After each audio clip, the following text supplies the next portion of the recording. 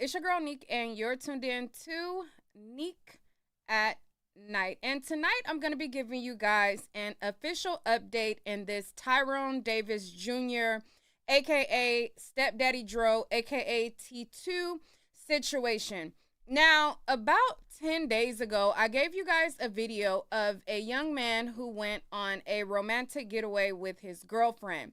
In my previous video, I called her his wife, and that's simply because he called her his wife and made it seem like they were married. Now, after my video, a lot of people felt the need to correct me and let me know that she was not his wife, even though in my very video, I included the video of his aunt saying as such. However, I had already filmed majority of my video before we got to the aunt saying that, and I wasn't about to re-record it. So there's that. Now, since that video, there has been a lot of developments. The police have finally made a statement. The news has decided to cover it. His mother has spoken up. His sister has spoken up.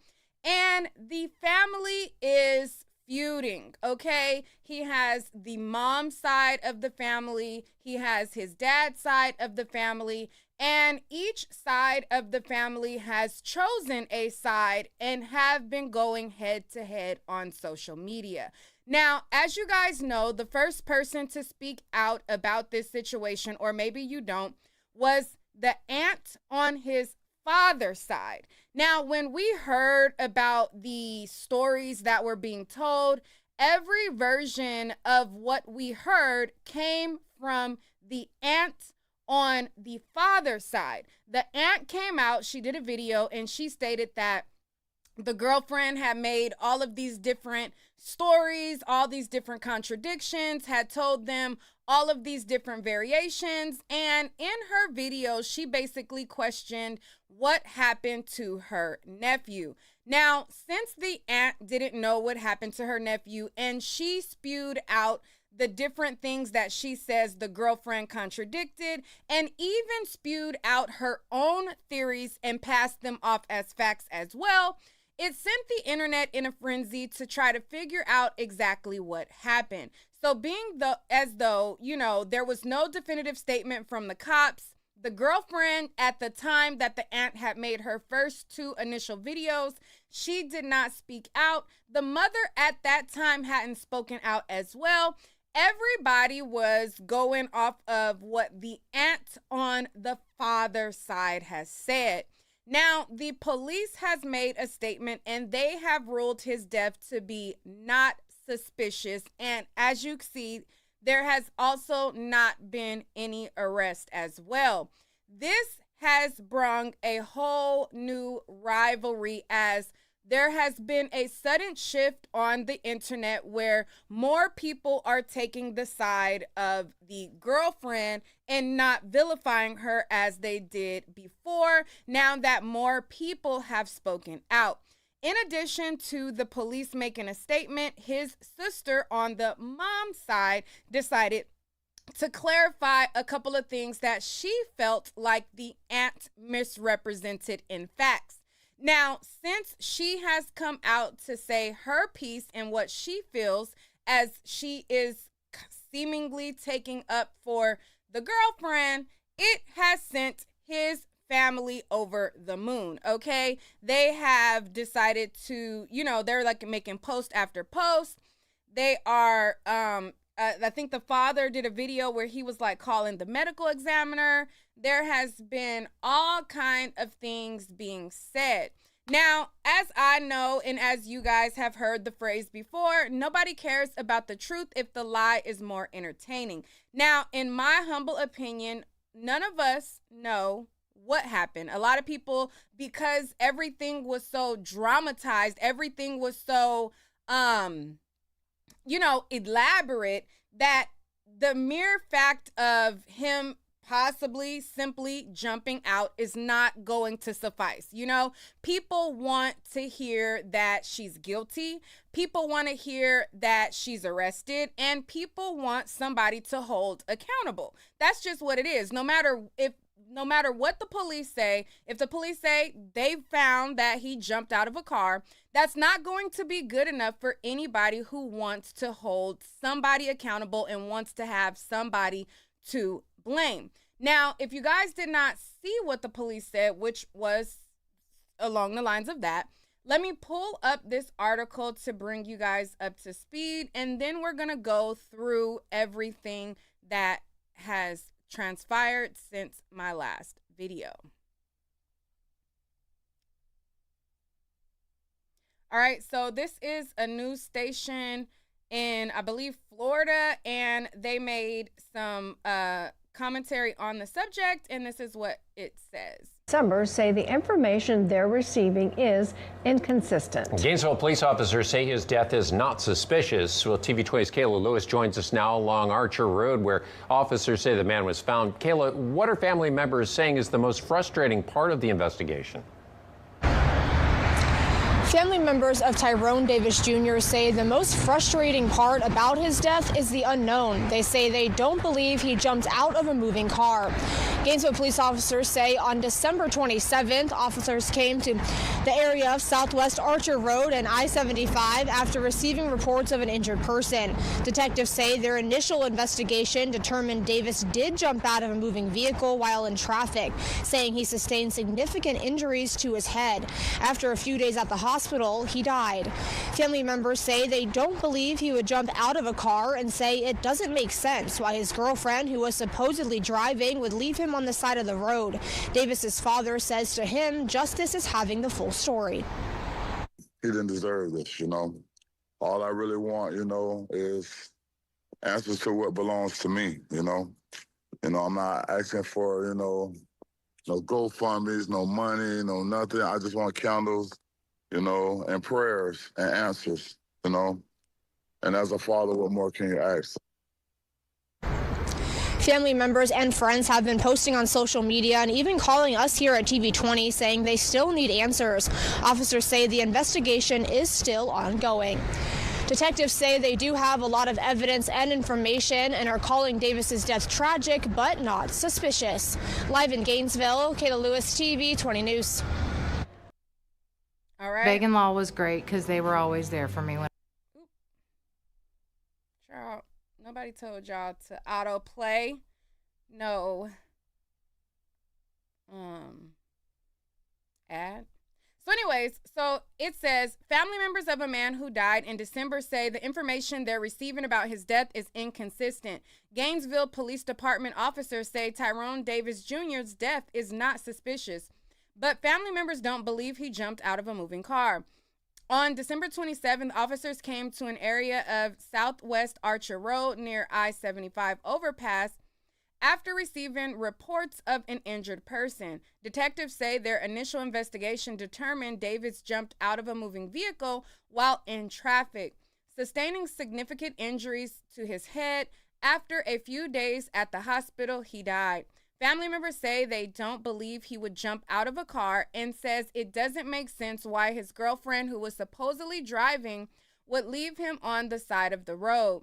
We were informed by the hospital staff that he did not die from natural causes and that his injuries were not consistent with falling or being pushed or anything with a moving vehicle, said Natalie Davis, the victim's cousin. So this is what the cousin is saying, but that's opposite of what the officers are saying. It was more indicative of some form of blunt force trauma, and they said it wouldn't be explained by jumping out of a vehicle, so that's why we're asking for a thorough investigation to be completed. Detectives say they have a lot of evidence and information are calling Davis's death tragic but not suspicious. All right. So that is what is being reported. They're saying, listen, we've investigated, we've looked at the evidence, and although it's tragic and you may not be coming to terms with what our findings are, that's just what it is. The family, however, is saying, no, it doesn't make sense. We need a better explanation, and they want to know an alternate version that makes them feel more comfortable. All right. Now, in addition to this, there was a statement that Lulu released that I told you guys on a separate video. I'm going to pull up that and we'll reread through her statement, and then we will go through everything else. So she took to her social media and she said the following. Let's see. All right, so like I said, I already read this to y'all in another video, but let's just go over everything here. She says, this has been the most heartbreaking thing that I've ever been through. It has been extremely difficult, overwhelming, confusing, and emotional dealing with everything that came from the situation. While trying to grieve the love of my life and process him not being here with me anymore, when we were nothing short of inseparable, I would never do anything to harm him or would want him to lose his life. I have lost a major part of me losing him. Social media was never my thing. It was Tyrone's.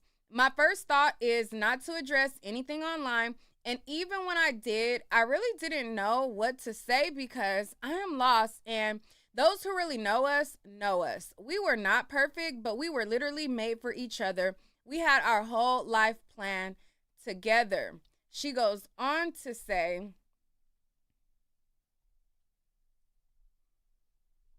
for those asking, I've been provided my account of everything that happened since the beginning to both sides of Tyrone Davis's family.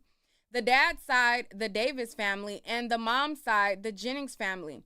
Notice that only one side of his family is spreading hateful, negative things that they know Tyrone would not allow nor respect. As much as I want to explain my innocence out of love for my man that I still cannot believe is not here to do life with me, there is currently an active investigation underway. Out of respect for this process, I will refrain from making any more public statements until the investigation is complete. To everyone who has witnessed our love, whether publicly or personally, and who has chosen to stand with me, thank you. Your support means the world, and it's what I need right now.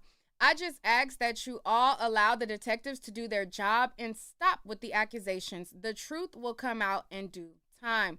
Now, she posted this, I want to say a day or two before the officers made their statement to the news and before the news had covered it. I want to say like 2 or 3 days she said that. And then what I showed you guys from the news, then, you know, they reported that and so on. Now, since then, his sister has also spoken up and it has caused a stir. Now, before I show what the sister had to say, let me pull up one of his friends who had made a comment. All right, so let me pull this up.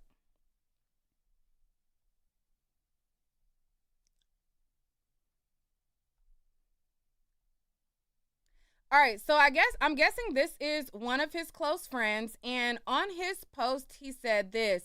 He said, intro, with all due respect, the family and T2 stepdaddy Dro, that in Dro, Mr. First to ever do a jag that way. A lot of y'all need to kill the assumption BS. It's not making sense to you because the ish you're saying doesn't make sense at all. Number one, allow the police to do their job. Justice will be served, trust and believe. Number two, the situation happened between the time they stopped to eat and before she made it to the gas station, which probably was used as an alibi, not saying that she's guilty. Number three, what she's guilty of is not notifying the family as soon as it happened. She's guilty of pulling off and leaving him like he was trash. Number four, with the injuries bro sustained, confidential, okay? And then this person says he was not hit in the head with a bottle. Okay, so they know that there's injuries that he sustained, but he's saying it's confidential. He was not hit in the head with a bottle, so stop the BS. For real, ish getting annoying as F. Only 3 people knows for sure what happened to Dro, and that's him, her, and God. Listen, the person will not rest until justice gets served, so y'all allow it to play out as such. Keep the kids and family in your prayers. So down below under this comment was his sister. So his sister is this girl right here, and she commented and said the following. She said, "Thanks, Bran. I wish they stopped making accusations on my brother's death. It's crazy, and I'm sick of the BS. I have not been entertaining the BS, but now they have woke me the F up." And then he responds to the sister and says, "No need, I'll handle they A." All right. So right after him and the sister on the mom side says that, then the auntie who has been making all of these different videos, she hops in his comment section and she tells him to call her. Okay. She's like, "Call me." And then she gives her number, and then he tells her that he was going to call her. So I'm like, okay, so the sister, he's saying, listen, you know, she's guilty of not staying there. We got information that's confidential, and he got injuries that's confidential, but let it all play out. You know, she's wrong for leaving him, but let it play out and, you know, stop the assumptions. His sister on the mom side is like thanking him like, yes, I'm tired of the people making assumptions and all that. So I'm thinking, I'm like, well, the only person who is making all of these theories is the auntie. You know, everybody's mad at YouTubers and bloggers, but the person who has given the one and only story of what happened is the aunt. The aunt is saying he's hit with a Hennessy bottle. The aunt is saying, you know, she hit him in the car. The aunt is saying all of these different versions is coming from one side, one source, one person. So I'm like, if y'all are telling people to stop making theories, then who are you talking about? Because the only person that's making all of these different theories and these different scenarios is the aunt. And then, you know, that's when I looked in the comment section. I'm like, lo and behold, here's the aunt in the comments telling him to call her. And I would assume that's so that she can tell him, you know, I don't know for sure, but I would assume that's for him to, you know, hear her version and go with that. So after that, there was this page that posted, and they felt as though, given the fact that there was different versions and given the fact that Lulu was not arrested, they felt as though she was innocent. Okay. So under this post, somebody posted up and they said, hold on, let me bring this down some.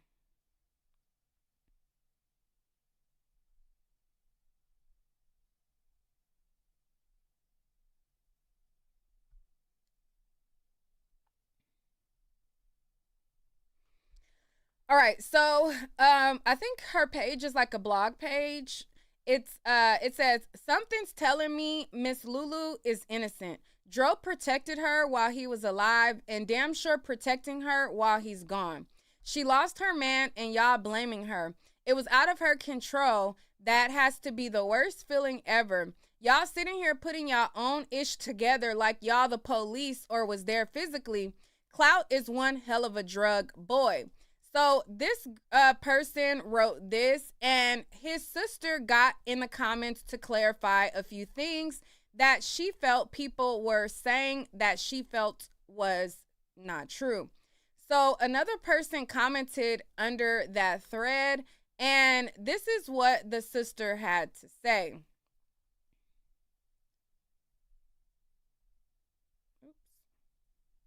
All right, so another person says, "My personal opinion, she didn't do it. She probably knows what happened and not at liberty to say anything because it's an ongoing investigation. If she tells the family, social media, and the world will know. If the detectives even felt like she did anything or had anything to do with it, she'll be locked up. When it's all said and done, hopefully she will receive the apology she deserves. They could have gotten robbed, and while everyone's saying she was at the hospital, that girl could have been with the detectives being questioned. Whatever happened to innocent until proven guilty? I'm sure an autopsy was done. I thought that's what they were waiting on." So the sister on the mom side, she replied to that person And, she had this or whatever. She's like, thank you, doing the thank you, basically agreeing with this person that's commenting. The sister was like, thank you, girl, period. And she said the following. So the sister says, thank you. People not looking at the fact that if she did any harm to my brother in any shape, form, or fashion, she would have been arrested since day one. But everyone is missing the big picture. No foul play was done to him at all. That's the only piece of information we have.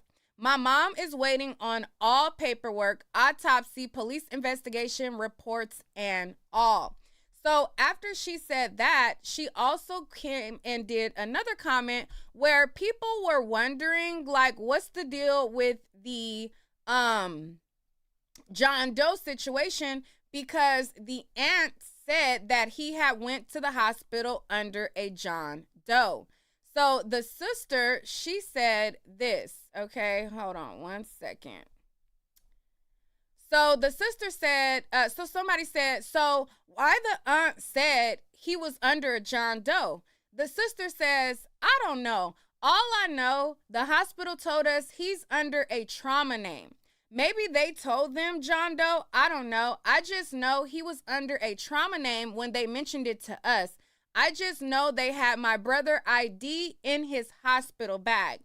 So here you have his sister on the mom side saying, listen, they're going around telling people that he wasn't identified, he didn't have his info, and she's basically saying that, listen, he had his information in his bag with him. He did have his ID and everything like that.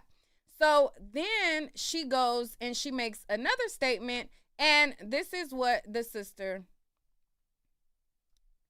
All right, so then she makes a separate statement, and this is what the sister says. She says, he wasn't sent to the hospital under John Doe. I seen my brother license in his hospital bag myself. This is getting out of hand, and honestly, everybody wants to be the police or private investigators or whatever they want to be. People coming up with their own narratives of the girl, and okay, that's fine. Everyone is entitled to their own opinion. It's people making comments on people posts about the dates being different. My brother was pulled off the machine as I watched on December 30th, 2025. So here you have also that has entered the chat, both family fighting over the death date. So she's saying that her brother died on December 30th, 2025. The father's side is saying that they watched him die on December 29th, 2025.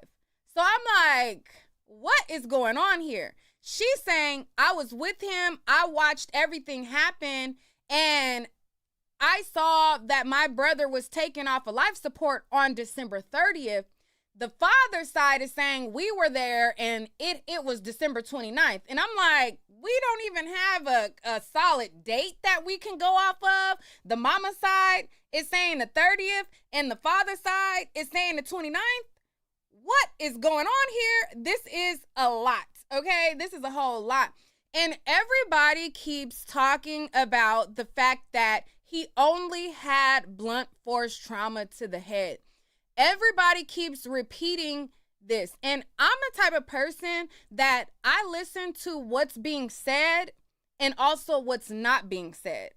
I want to know who, like the father said that he was at the hospital, he saw him, but who actually examined his body? Like, and number two, whenever there is an accident, there are stuff that comes up after you die. Every bruise or every injury that you have is not automatically visible before death. There's some bruising and there's some things that happens like with injuries that show up after death and in the autopsy. So until the autopsy comes out, there's nobody that can definitively say exactly what all injuries that he had.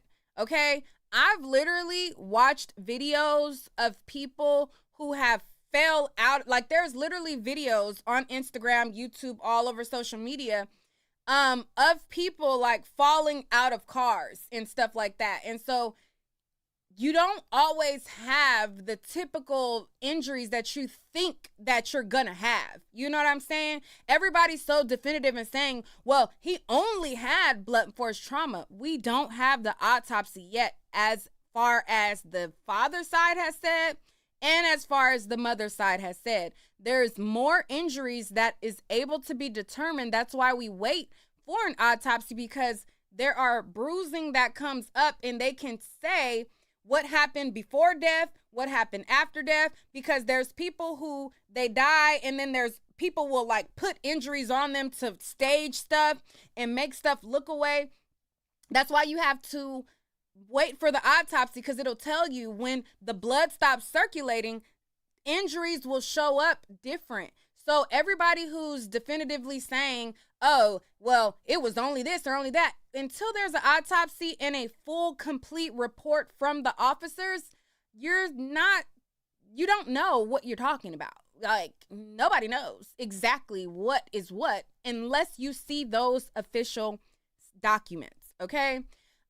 So with that being said, let me show you guys, hold on. There was another post that the sister had made as well, because also the aunt is the only person that we're getting this information from. Everybody is talking about all of the different stories that Lulu said. We have not heard her say any story, okay? Everybody is saying definitively that she said this or she said that. We did not talk to Lulu. She did not make a video. We did not see Lulu say, okay, this is what happened. I went to the store and I waited, and then actually, no, this is what happened. And like, we didn't hear her say those things, okay? You have to also consider when people are upset after they lose a family member, it is very foggy, okay? Like, you are angry, you're upset. Sometimes, like, you know, stuff could be being said. It goes in one ear and out the other. We didn't hear that. So a lot of people are repeating and they're saying, well, she said this and she said that. We didn't hear her say anything.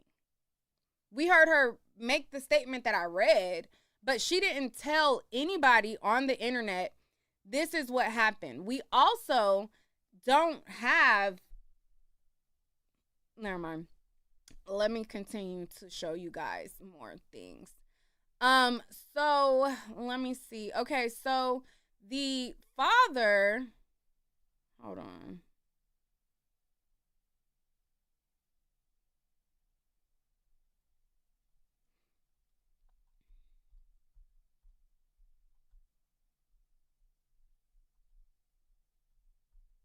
All right, let me go to the video of the dad.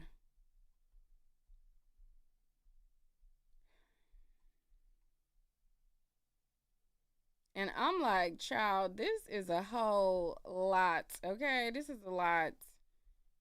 This is a lot. So let me remind you again. The sister said, she said, the dates being, she said, it's people making comments on people post about the dates being different. My brother, and this is the last sentence, my brother was pulled off the machine as I watched on December 30th, 2025. All right. So, somebody said the aunt made it seem like she gave a statement. She did tell them a statement, but what I'm telling you is we didn't hear the statement. I'm not saying that she didn't tell the aunt a statement. She said in her post that I read to you guys, she said, I told the father's side what happened and I told the mom's side what happened. So she did tell them a statement. What I'm saying is we didn't hear her tell the story to know what exactly was said. But anyways, so back like I said, so the sister says the death date is December 30th, 2025. Now, the father, he made a post, and on his post, he says the death date is December 29th, 2025. Okay, and I'm just like,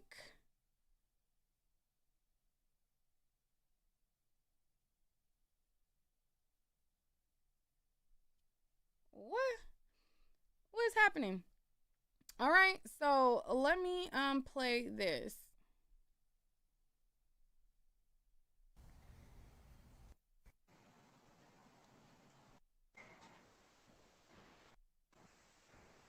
I'm the father of Tyrone Davis Jr.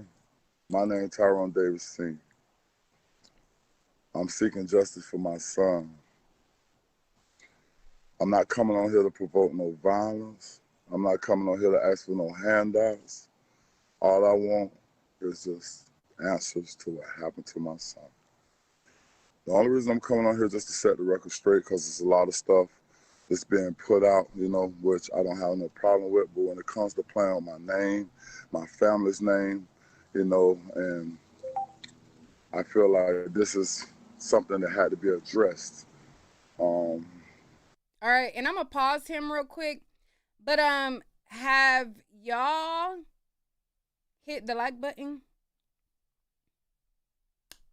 Have y'all hit the like button? And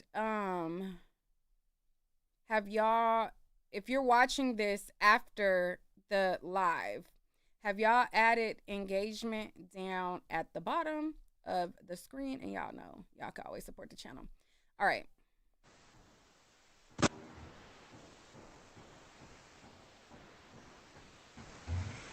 Wait for some more people to come on the line.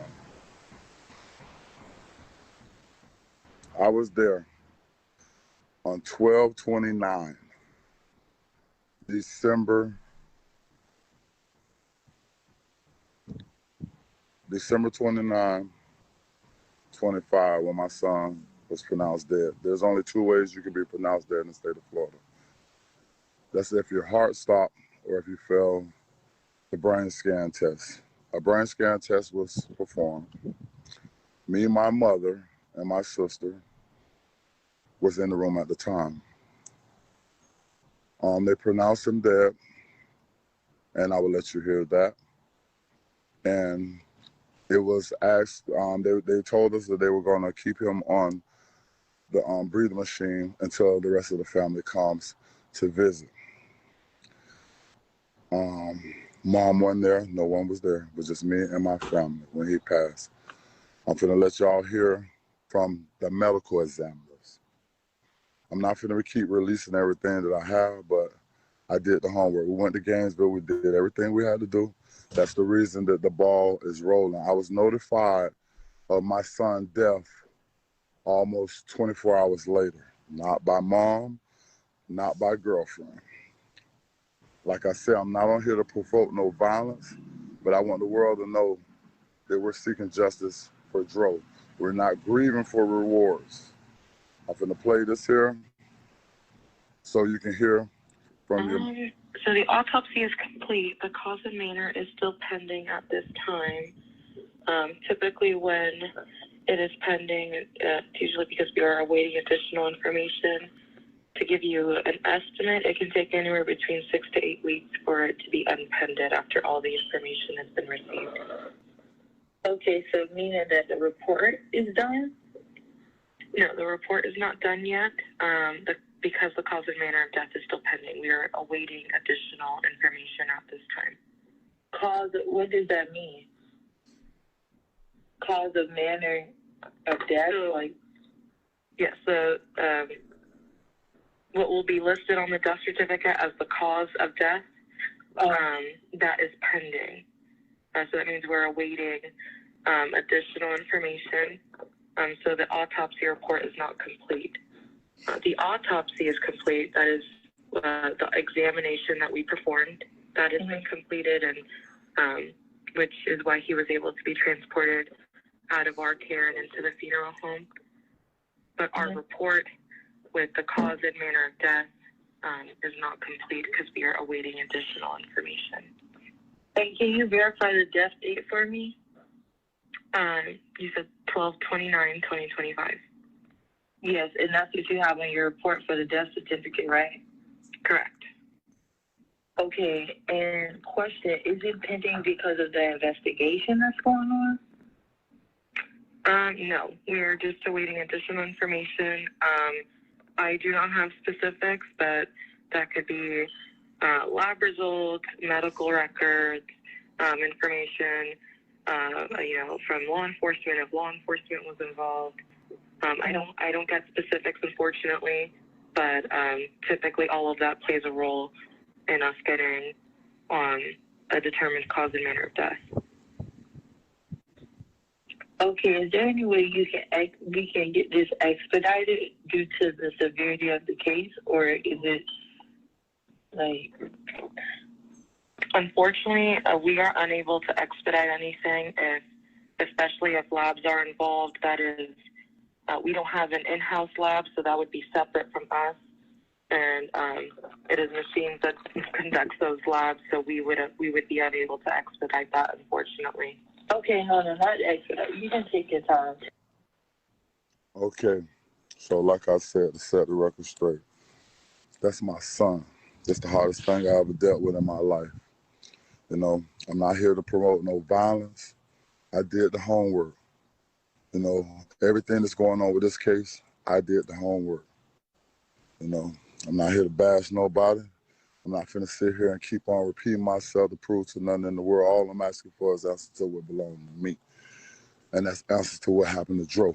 Ain't no way my son go from, I love you, baby, you my everything, to laid out in a bridge, under a bridge in the middle of the road with no answers. I wasn't contacted. Once again, everything that you see is going on, I respect the genocide. I have been reaching out to them. The platform that we had for us, the candlelight visual, we did that. The songs, we did that. I'm not trying to make it a this or that situation. I'm just hoping that I can get some answers to what happened to what belongs to me. I can't stop social media, you know, from the clickbaits and putting whatever they put out, you know, for views. This is not about no click or no like. This is my son, a real human being. I'm a grieving father. I'm not a social media person. But when it comes to the business part, trust me, it's been done. It's been taken care of. It's not about no T-shirts. It's not about all the other stuff you hear. And I'm not going to go on because it's an investigation. But when I say I have audio, video, I have reports. I went to the cabin. I'm the one, man, my team got the ball rolling. It would have been written off as an accident if we wouldn't have went 6 cars deep to Gainesville, Florida. There's a lot of things I can't discuss at this time, but stay tuned because it will be televised. Like I said, all I'm asking for y'all is just if you know some, you see some, you know, share it. If you can't contact my family, contact Gainesville Police Department. You know, like I said, we ain't ask for nothing. We ain't ask for nothing but answers, you know, and for us, the business part of it, my son had a policy. So if you hear any GoFundMe's, he's not no GoFundMe dude if you know Dro. He ain't no GoFundMe dude. We ain't asking for none of that.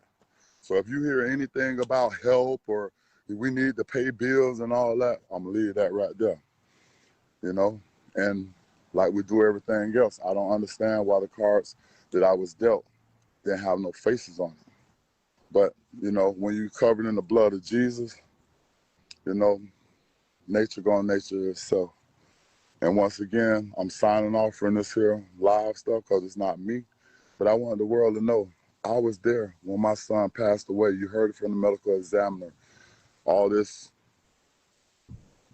December 30th, that was the time frame that they left him on the machine after they gave him a time of death. And you heard it. You can rewind the live after you finish it. You know, the time of death was the 29th. They kept him on the machine all the way up until the 30th. When the 30th came, you know, the rest of the family made it back up there, whatever. And however that happened for them to pronounce and say the 30th, that's on them. But you heard it from the facts from the examiner, not from me. I'm a grieving father right now. And I stand behind, you know what I'm saying, any voice, not only Tasha, any voice that's promoting justice for my son. It's the hardest shit I ever went through in my life. Excuse my language, but I'm hurting. You know, I have to walk in the spirit right now. Cause the flesh ain't able to deal with what's going on. You know, and I'm gonna ask everybody for y'all prayers. That's all we want.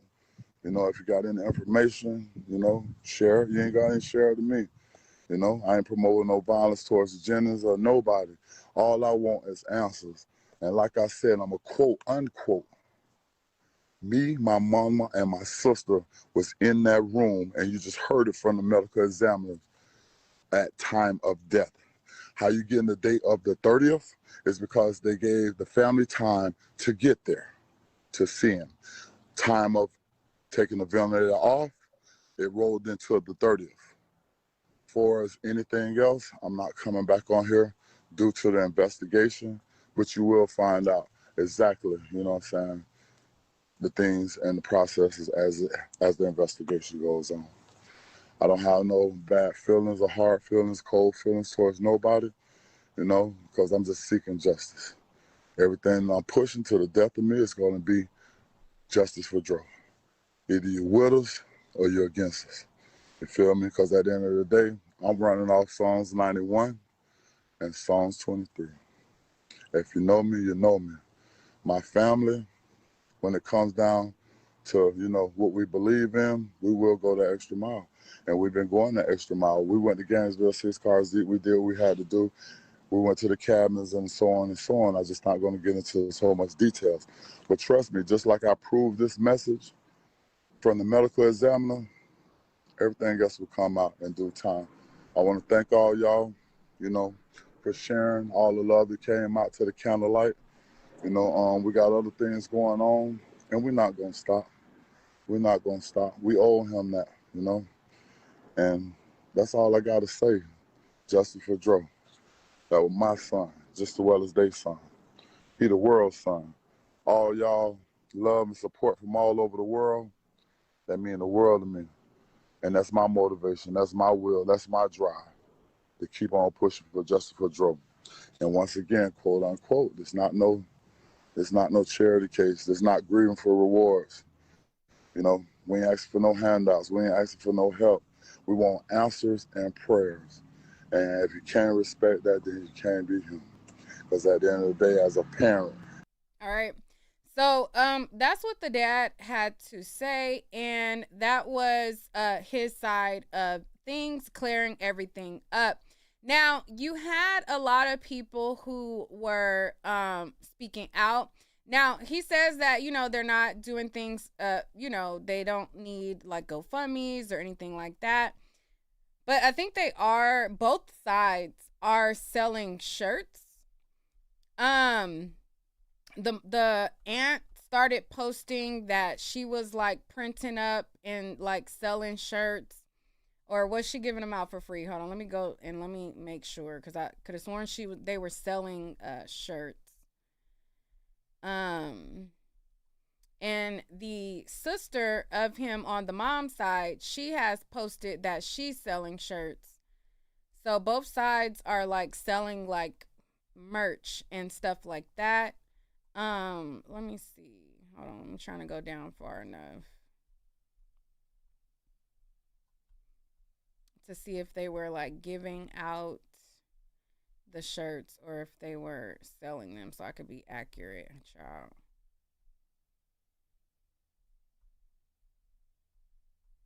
One second. Going down her timeline. She has a lot of stuff posted.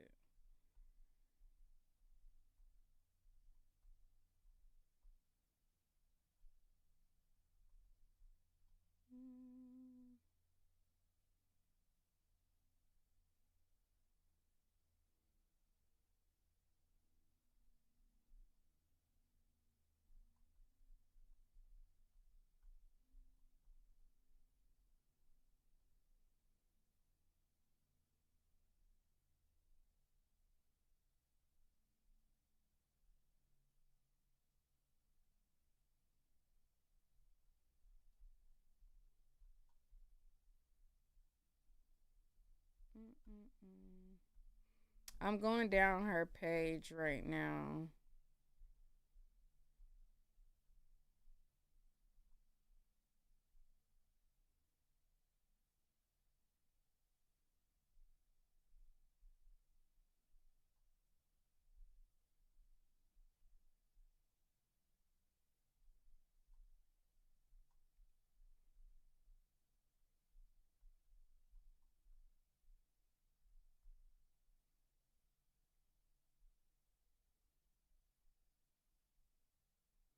Okay, yeah. So they're selling shirts too. Okay, I just wanted to make sure I was correct.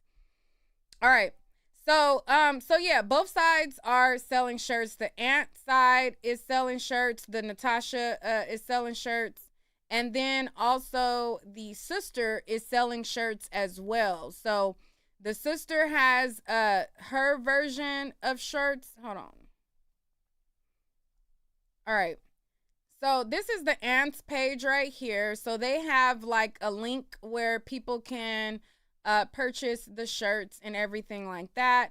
And you know, they were selling them for $30. And then they had this candlelight vigil as well.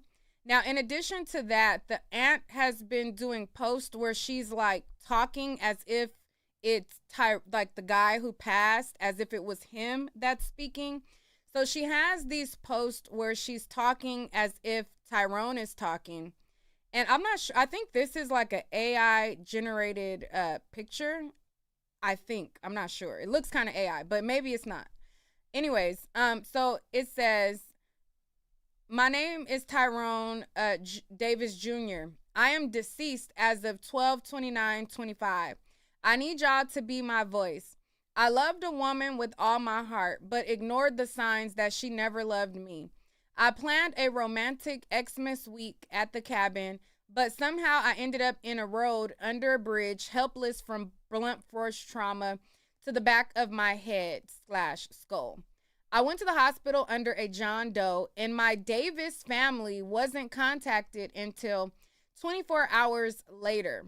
They were told I am in the hospital brain dead after I slipped and fell at the gas station and bumped my head. I know my family not going to ignore my death of being left alone by the woman that pretended to love me.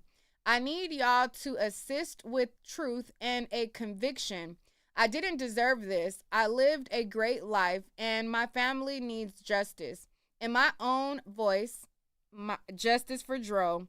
Y'all feel me, all caps, because I was robbed of my dreams and my kids' future in the most horrible way. So when I read this, where the aunt had made a post like speaking like she was him, and she basically spelled out that, you know, they want a conviction. That's what they want, you know. I know that the father is saying, you know, we don't like, you know, like they're not trying to blame anybody, or they're not like, their intentions are whatever their intentions, understandably, you know, that they want justice, they want a conviction. So anything that is not, she's guilty, she killed him, will not suffice. Okay? And that's not being shady, or that's not like poking at them, because they are grieving, but that's just, if you read between the lines, that's what it is. It doesn't matter if the police say, listen, you know, we canvassed everything, we talked to people, we blah blah blah blah blah. Anything short of she's guilty is not going to be good enough. They want a conviction, they want justice. She left him, and in their eyes, no matter what the situation is, they feel as though she's responsible. So they did this candlelight situation, but the aunt also had like another post that she posted where she was kind of like talking as if she was him as well.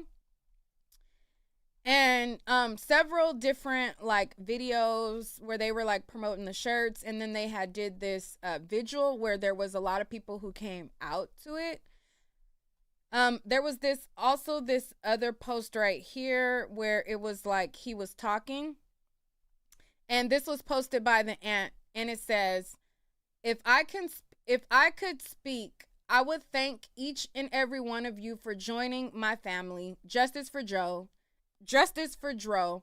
I didn't deserve that scene, and my family deserves answers of what happened to me. All right? And this is him, like, at a podium. Okay? And this is the vigil that they had on behalf of him, where a lot of people came out. And this is someone who went to the bridge where it was said that he lost his life. Now, I'm going to be honest. When I heard the aunt basically describe where he lost his life, I was envisioning like somewhere else, you know? I was envisioning, and I don't know if it was just me, but when the aunt first told the story, I was thinking that the bridge that they were talking about and where this happened, I thought like it was away from like the city, you know?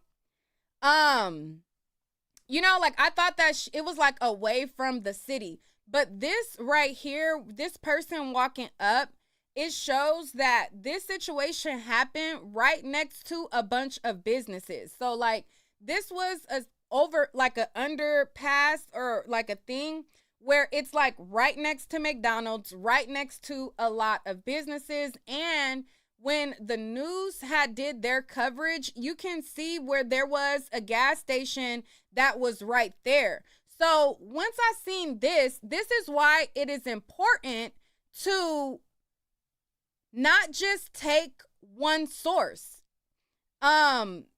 Like it is important to have more sources of information to draw down a conclusion, because when I heard how she was describing it, I'm thinking she left him on a road where it was like this rural, I never could say rural, right?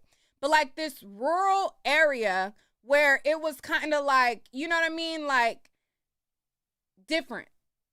If y'all get what I'm saying, when she was describing it, I didn't think that it was this close to all of these businesses. So this person actually went there, and you can see that there's several different businesses that are there. There's a McDonald's around. There's all these different businesses around.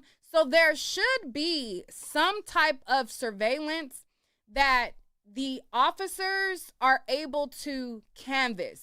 Like when she was saying like the homeless man, I'm thinking like it's like a homeless man like in a field, like a field, and like it's like this, like I don't know what I was envisioning in my head, but I'm thinking like it's like maybe it's some field. The homeless man like walks out of the field, and then he gives this account of what happened, because he, but looking at the actual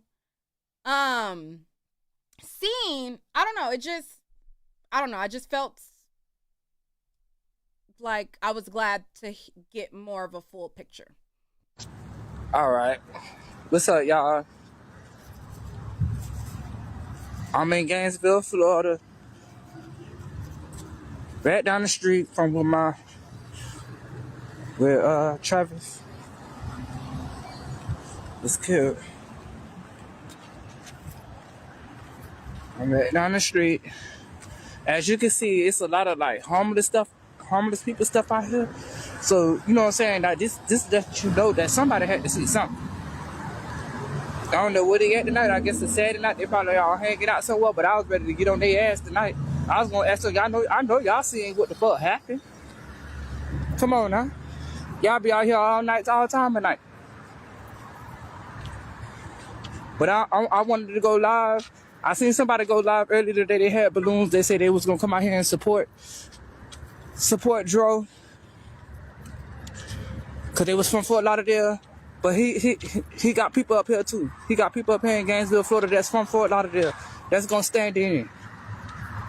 I'm gonna stand in, cause y'all stood in Y'all stood in the paint when my sister died. I was 4 hours away. I couldn't get on the road right then, but when my sister died, y'all called the ambulance. Y'all made sure my sister was all right. You know what I'm saying? So it's only right that I return the favor. It's only right that I return the favor. I'm in Gainesville, Florida. Look like I need to clean my camera a little bit. Hold on.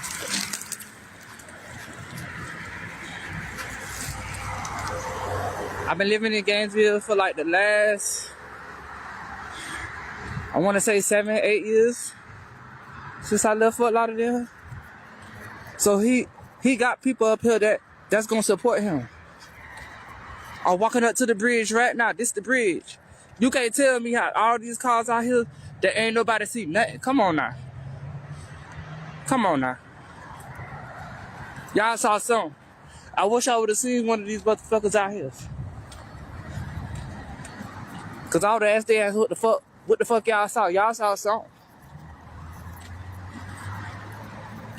I wasn't able to find no balloons. You know what I'm saying? But I was able to give him something. I was able to give him something. I'm gonna show you in a minute when I get under this bridge. Cause that's fucked up how he just, excuse my language. Y'all just gotta excuse my language. Cause this is my hometown. And how they came together today.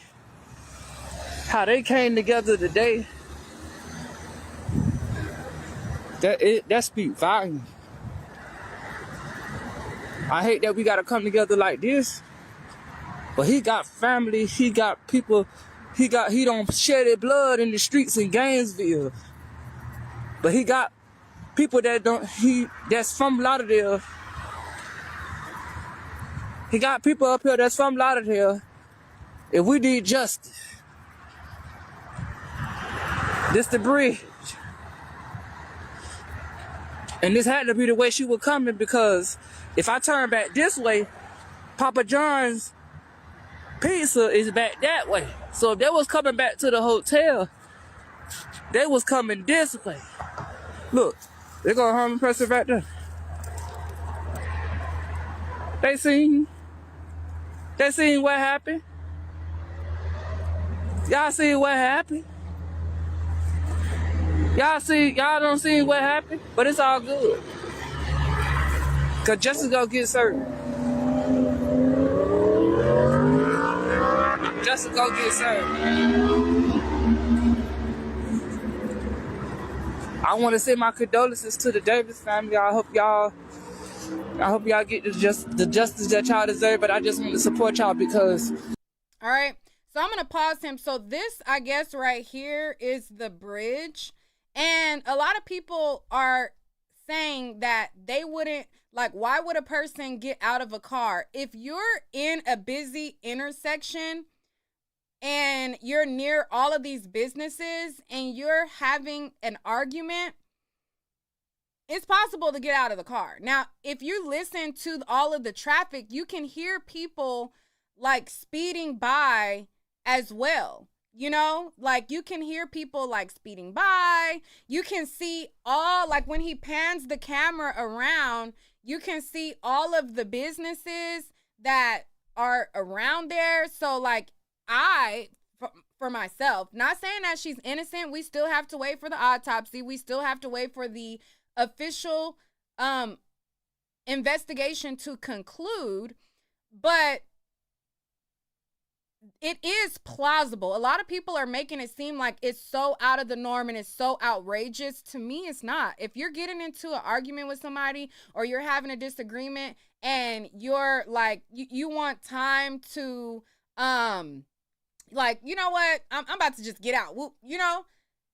And then somebody is like speeding by or whatever, like it is possible. Now, again, if people don't want to accept that, then, you know, that's up to them. They can wait for the official investigation or official recordings or whatever, you know, else. But when I lost my baby sister back in 2021, I was 4 hours away and y'all showed out.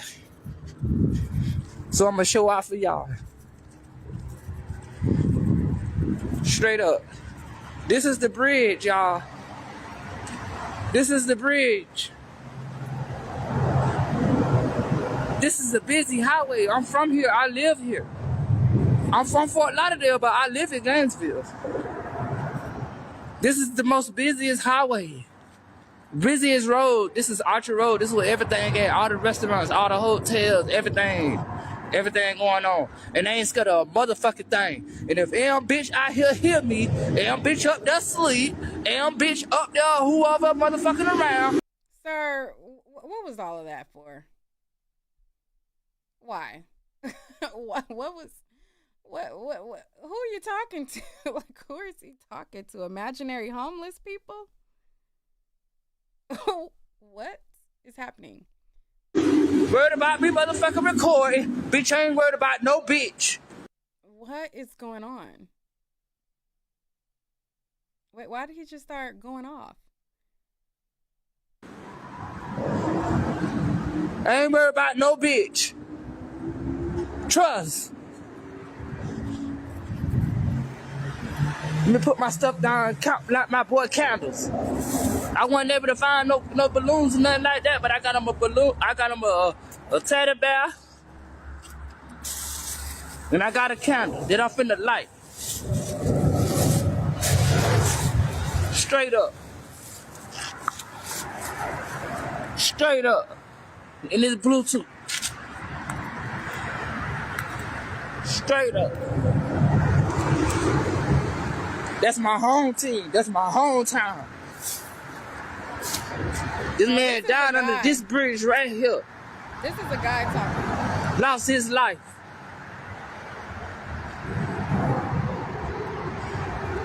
He's only right I support. He got blood up here. He got blood up here.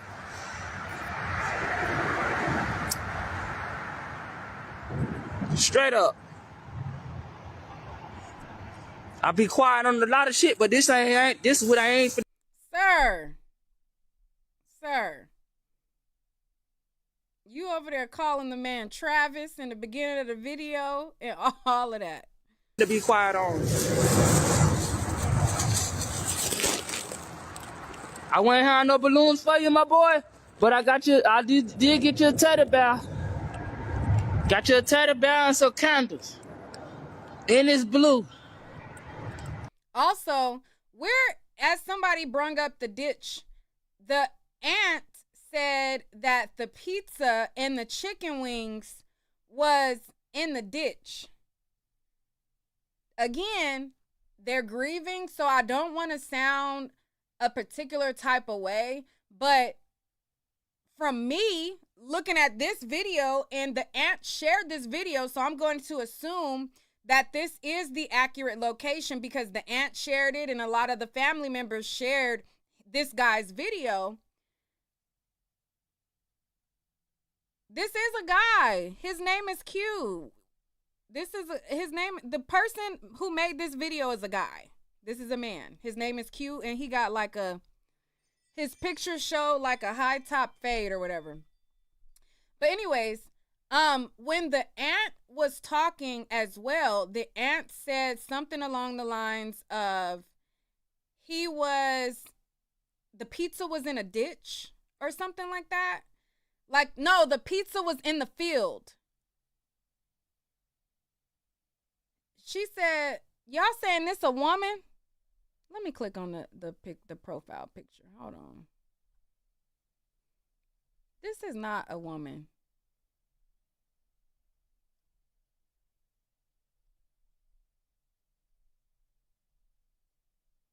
This is a man. That's a man, y'all. But anyways, the aunt, darn it, where was I at? Oh, right here.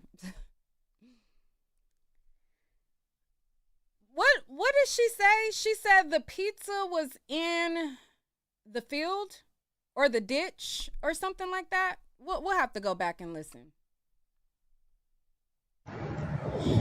Sleep in peace, Joe. Straight up. Somebody out here seen what happened.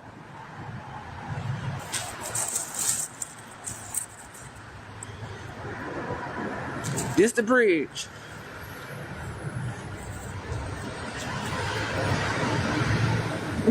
I better not find nothing out here say Papa John. I better not find nothing out here say Papa John. I better not find nothing out here that say Papa John's. If I find anything out here say Papa John's, y'all ain't doing y'all motherfucking job. Cause when my sister died, bitch, I came to investigate. Bitch, I don't see nothing out here say Papa John. Did Papa John? Hell nah. Oh, hold up. Did Papa John's? Hell nah. Oh, hell nah. Go out to the other side while I'm on my way out.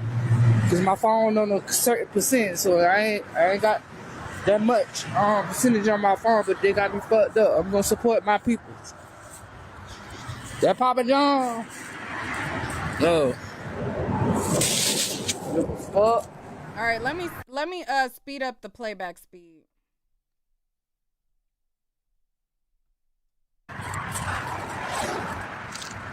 You fucked up. Rest in peace, Joe. Rest in peace.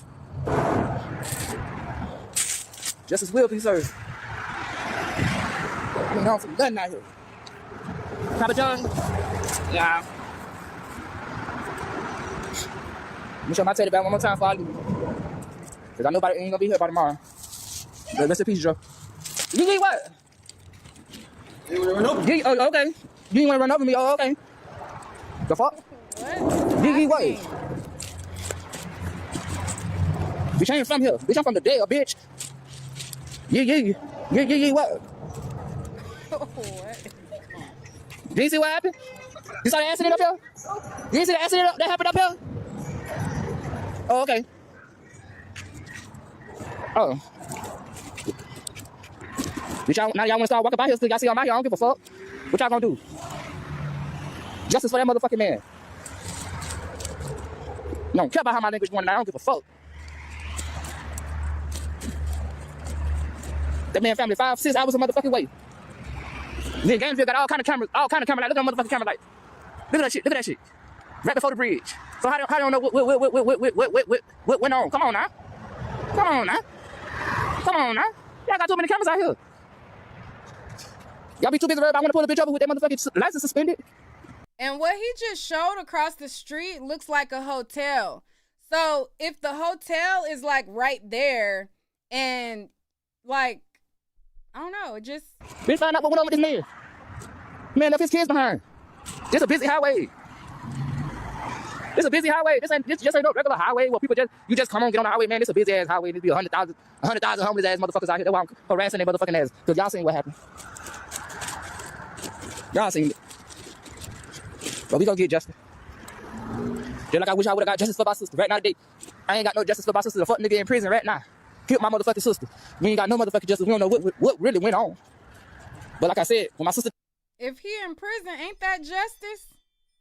Or that's not justice. Or maybe he means street justice. He said the man in prison, but they didn't get justice. Is he in prison for something else? I was 4 hours away, and all y'all motherfuckers down there, y'all showed love, y'all called the ambulance, everything. For my sister, so I'm gonna do the same for y'all. Justice gonna be motherfucking served. Look at this motherfucking highway. This is a busy ass highway. They got Waffle. Look, y'all. They got Waffle House right there, Burger King right there. They got a little durian right there, little hotel. Look, that's a hotel right And they got there. the little Circle K gas station right there. They got Burger King right there. They got another L gas station over there when I get ready to come on that side. Come on now. How y'all ain't see what happens? How many of y'all, be honest, when y'all heard the auntie talk, how many of y'all were like me and was envisioning like a field where there was like nobody there, no cameras, like something that was dimly lit, like maybe one car goes by every like hour or 2 hours, like how, like, am I tripping or am I the only one envisioning a totally different like scene. Cause in my head, the way she was describing it, I'm like, okay, you know what I mean? Like, How y'all didn't see what happened? But I want to show my due diligence because my mama raised me right. My mama ain't do nothing else. My mama raised me right.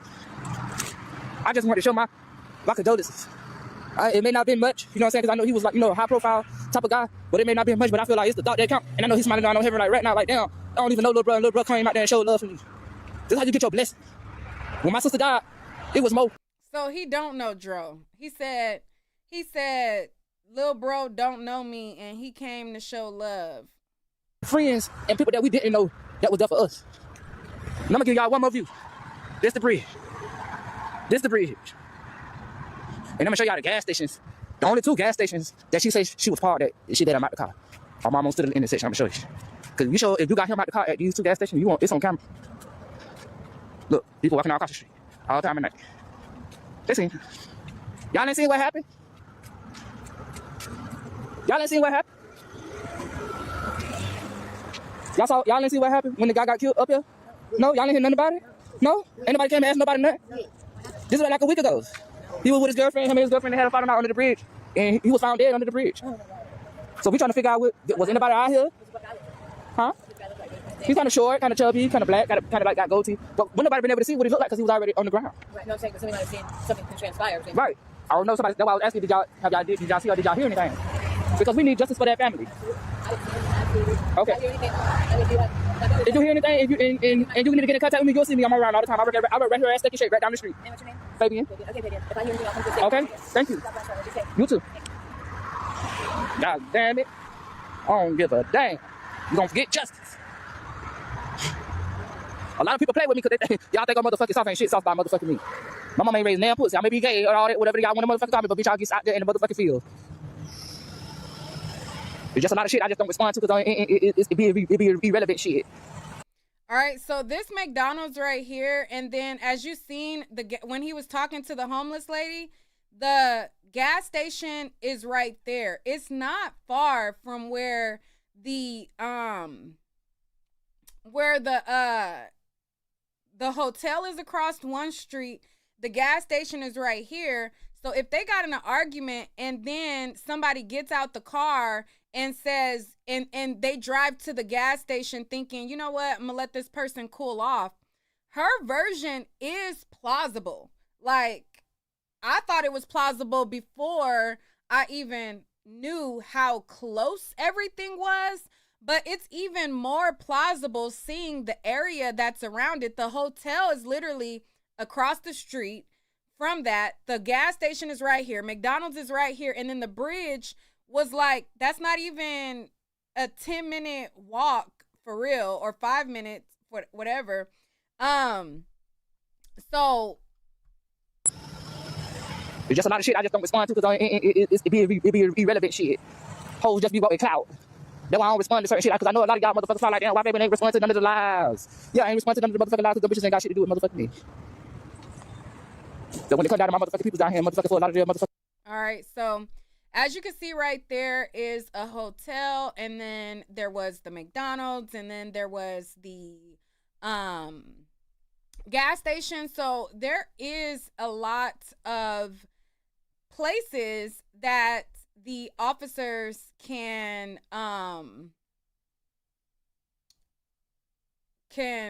canvas. Somebody she says she went up the road. She went watching supposedly, or did she seriously watch him get hit? I thought it was dark dirt road. That street/highway is lit busy. I know it got to be at least 3 cameras around there. Somebody said it definitely could have happened how she said. People love each other and have some bad arguments sometimes, and it's unfortunate if some freak accident happened, etc. You're right. So on my video, somebody said it still doesn't explain why she left him or emptied out his bank account.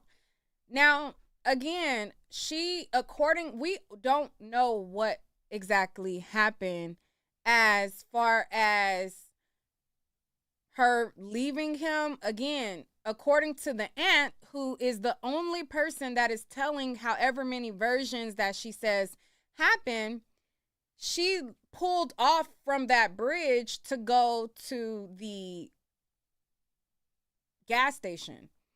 That gas station is not that far from, you know what I mean? Like, not that far from the location. Like, you would, like, if out, like, okay, you get out, whatever, I'm gonna let you cool off. By the time you get back to this gas station, true, have yourself together. You know? That was kind of what you would guess, but I don't know. So anyways, so that person showed the area, and while they were showing the area, like I said, the families were feuding back and forth, back and forth. People started to vilify the mom and started to vilify the sister because they were posting up posts where it was promoting the tax business or whatever. And so that's why there's like all of these shots from the father who said, oh, you know, we're not trying to get a reward. And, you know, different people are like taking shots at the mom because she had posted that she was like doing taxes, or she has like a tax business or whatever like that. And to be honest, like the saying goes, everybody does grieve differently. And some people, they are more busy to keep from crying. Like some people like to like throw themselves in their work or try to constantly stay busy. I honestly, if the aunt in them is going to sell shirts, or people are going to be, you know, doing all of these different things to keep themselves busy, constantly going live, making video after video, post after post, the mom isn't making post after post. She, you know, she posted like, you know, she love her son, long live him, blah, blah, blah, blah, blah.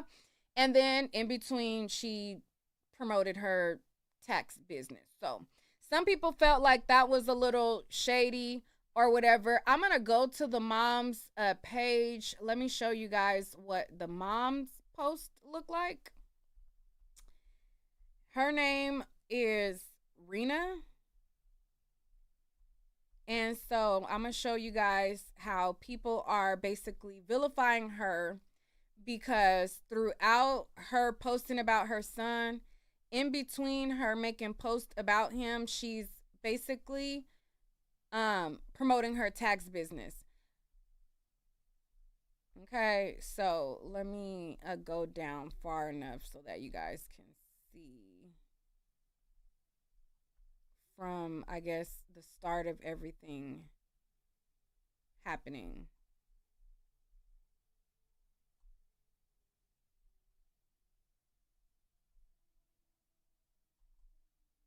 Is this his dead body?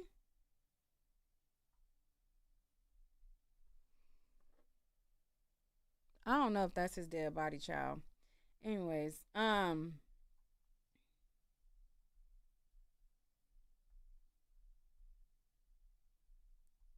the mom, she has posted a lot of different and y'all gotta stop with these AI pictures. Okay, I think the mom is posting an AI picture as her business picture, because every and you know, never mind. Just y'all gotta stop with these AI pictures. Okay, the AI pictures are getting out of hand. But anyways, I don't fault her for promoting her business, but you know, y'all, like, everybody needs to stop with the AI pictures. Okay. Period.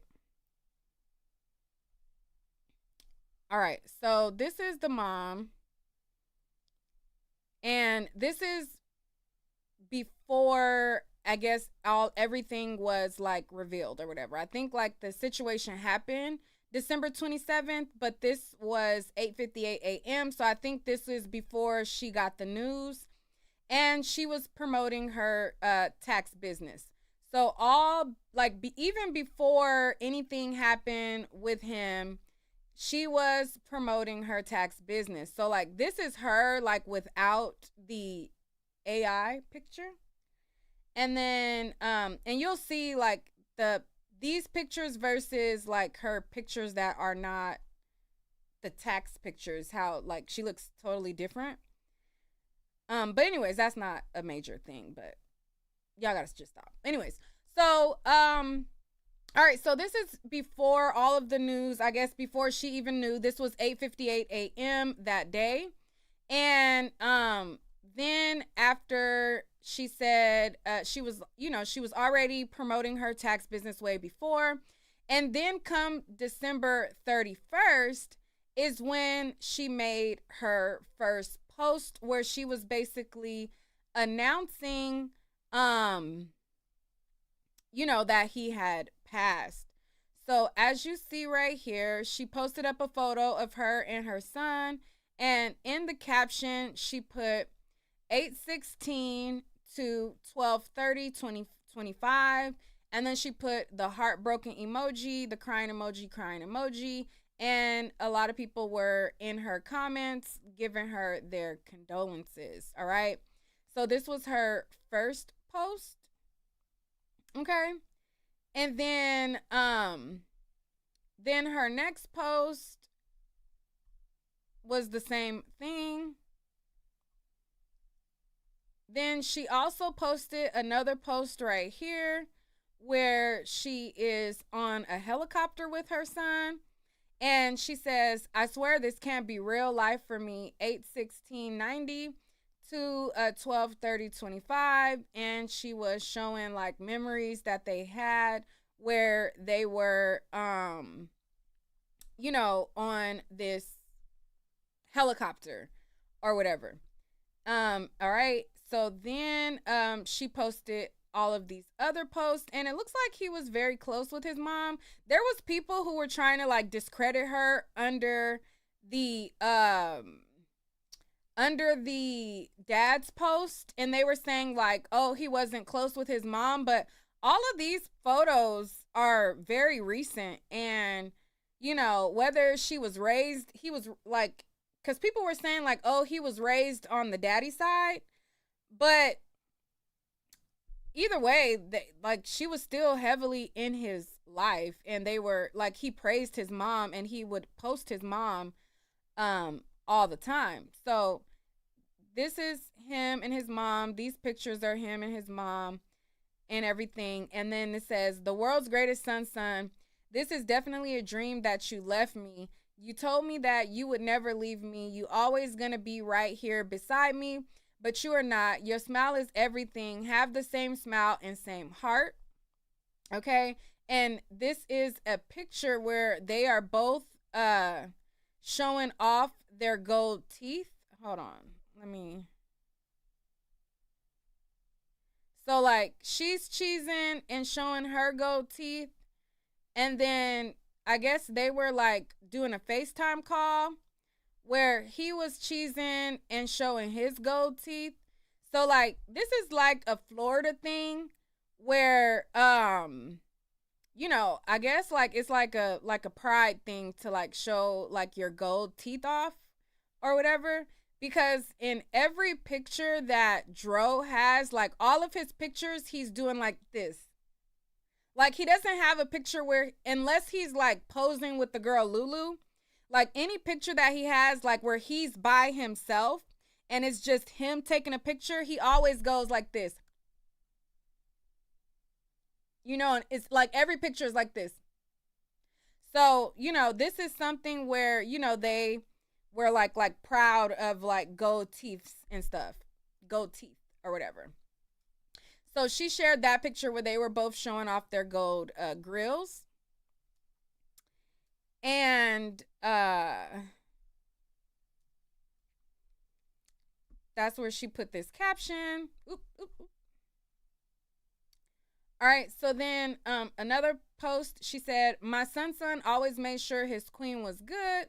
And it says, Dro that in, love you so much for always making things happen. And this is his mom. I guess he was giving her a gift. Then these are the 3 sons that passed. Because remember the aunt said that like this is her 3rd son that passed away. So these is her 3 sons that passed.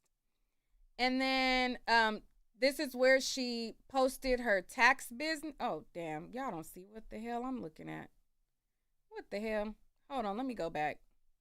Why y'all didn't tell me I was covering it up? Let me get back on this side. All right. So where did we leave off? Okay.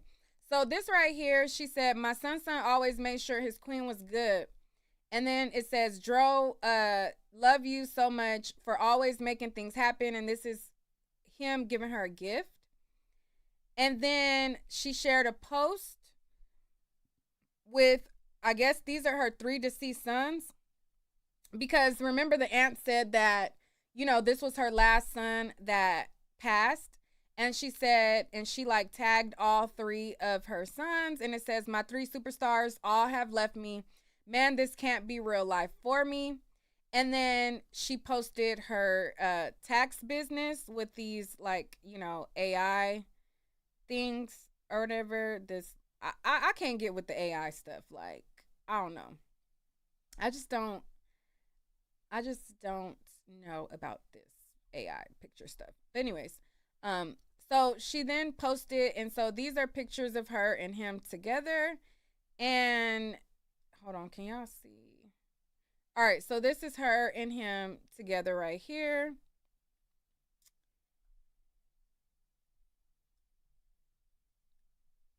And this is her, him, and the sister.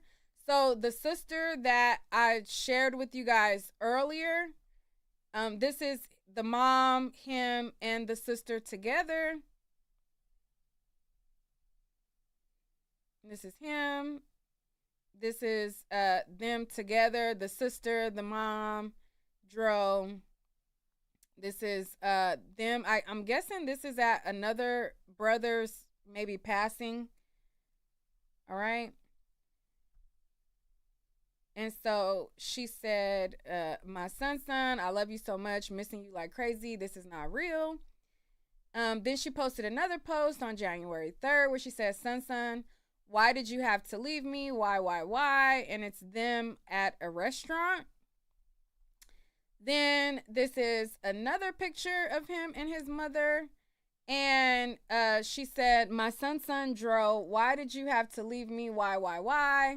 And this is them 2 together. And then she posted her tax business where it says Royalty Tax Pros is here to serve you. All right.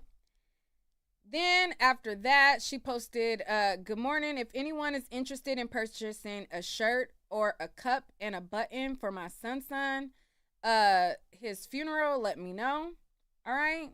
And as I stated, both sides have sold shirts. So the daddy side is selling shirts. The mama side, they both selling shirts. Okay. So these are the shirts that she is showing that they're like selling if anybody is interested. And they have cups too. So then she said good morning, it's Wednesday. Okay, so she put like different memes. Then she posted her tax business on January the 7th. Then on January the 7th, she posted where she FaceTimed him the day that they were at the cabin and took a screenshot. So she says, be grateful. Remember, it's always someone doing worse than you. Long live Dro. And she shared when he was out at the cabin, they did a FaceTime call. So I think that he did a FaceTime call with his mom. And then there was also a FaceTime call with the girl Lulu's mom as well. So they both, had like screenshots or screen grabs of them talking on FaceTime. All right. And then on January 8th, she had posted her tax business. And then on January 8th, she posted a prayer thing. And then on January 8th, she posted this right here where it's a picture of her and him together. And it says, Sun Dro, I'm so proud and honored to be your queen. You are such an amazing, talented, gifted, special, loving kind of Sun. You definitely are a one of a kind son. I swear this right here has me torn to pieces. You have always been my day one A1. I'm so lost for words. You was always so full of life and always the peacemaker. You loved everyone no matter what, and you never judge anyone. We have the same smile, the same heart, and it is him and his mom smiling together.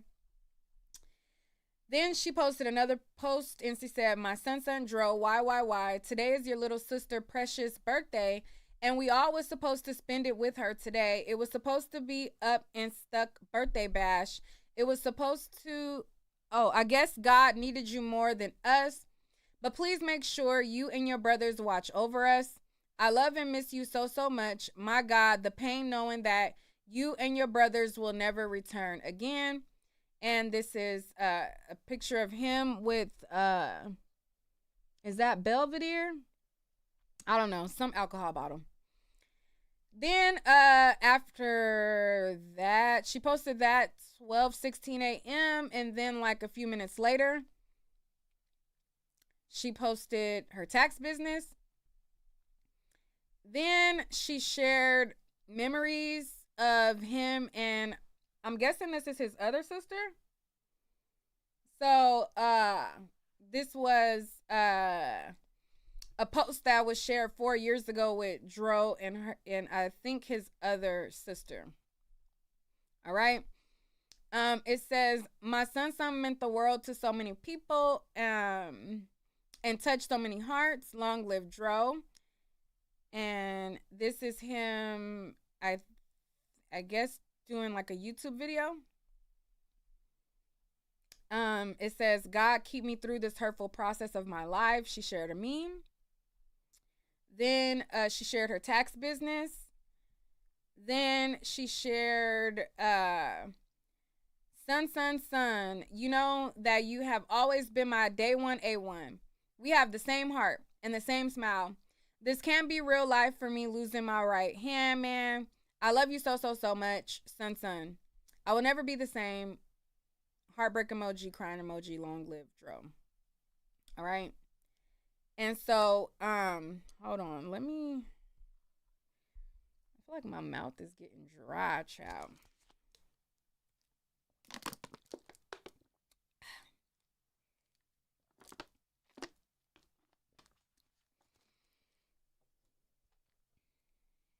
Let me just put me some lip gloss on real quick.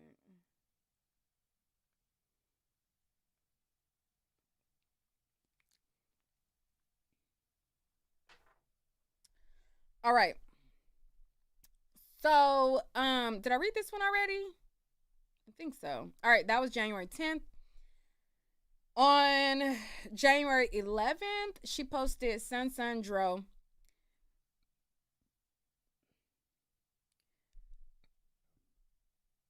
Sorry, y'all. All right, she said, Sun Dro, you told me that you would never leave me. Listen, son, this can't be real life for me. I'm torn in a million pieces. My life will never, ever be the same. Goodness gracious. Anyways, let me start over. All right. So it says, Sun Dro, you told me that you would never leave me. Listen, son, this can't be real life for me. I'm torn in a million pieces. My life will never, ever be the same. This is a dream because I'm not supposed to be saying long live Dro, or I'm not supposed to be putting you on a shirt, a cup, or anything. You're supposed to be right here with me. All right. So this is the mom's post on January 11th. Why am I burping now? What the heck? All right. So then she put another post where it says, Lord, please help me. I'm hurting so bad. I don't know what to do. I can't sleep or eat. My heart hurts so bad. I need my son. Dro back, please help me understand this. And then she put all these heartbreak emojis. Long live Dro. All right. And then she put a meme. This year, your assignment is you and to water you. And then this was 20 hours ago. She said, good morning, and God is still protecting me. When I was surrounded by enemies, God protected me. All right. Then she posted her tax business, and then that was the last post where it says, good morning, Royalty Tax Pros here to give you royalty service you deserve. Long live Dro. Justice for Dro, my son. All right, let me see what people are saying to her in the comments.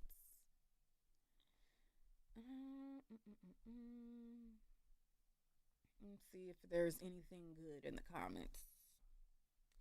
You know, sometimes, child.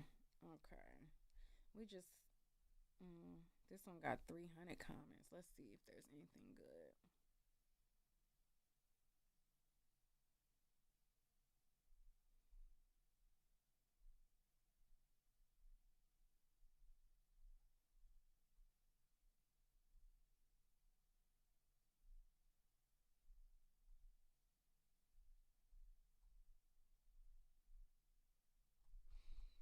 Let's go to newest.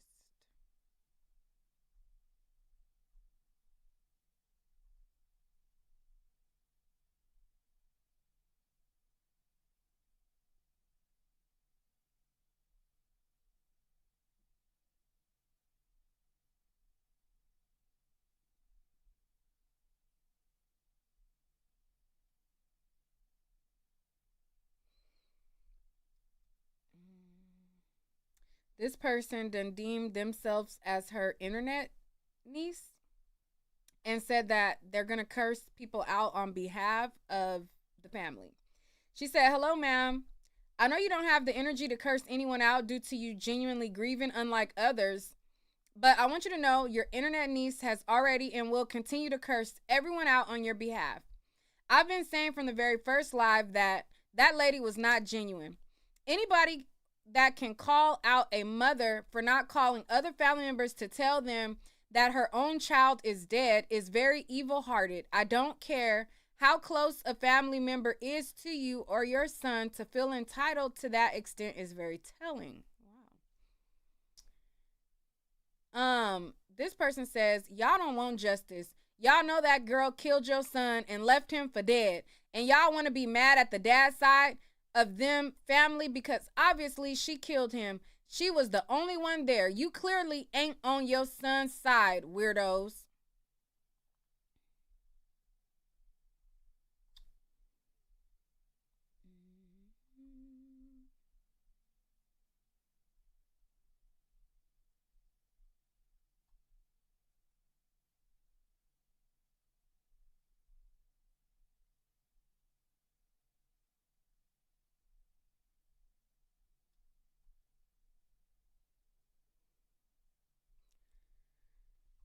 I'm trying to see if there's anything else spicy in the comments, child.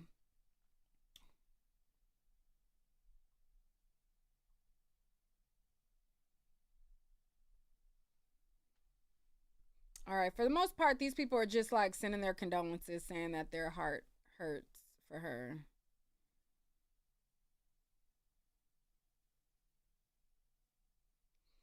This person says, my prayers are with this mother. One thing my granny taught me, you hear more when you are quiet. She don't have to be loud to get the truth. God will give her everything she is seeking. Let's pray for the entire family. Everyone is hurting. Devil, you will not control this one. All right. So a lot of people sending her prayers and stuff like that. Let me see. I'm just looking through a couple of comments. This person says, I don't know you or your son, and I really don't be on social media like that, but to log on to TikTok, Instagram, and Facebook to see how the life of this young man has affected so many is jaw-dropping. All this shows is that he made his mark. It looks like everyone who had an encounter with this young man was affected in a positive way, which also means he was raised right with love and respect, because that's all I see when someone posts him and speaks his name. For all it's worth, I am so sorry for your loss. I know that you did your job as a mother and your son good. All right. So,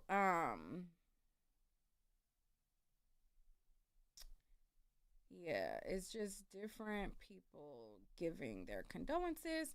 Now, back when I did my original video,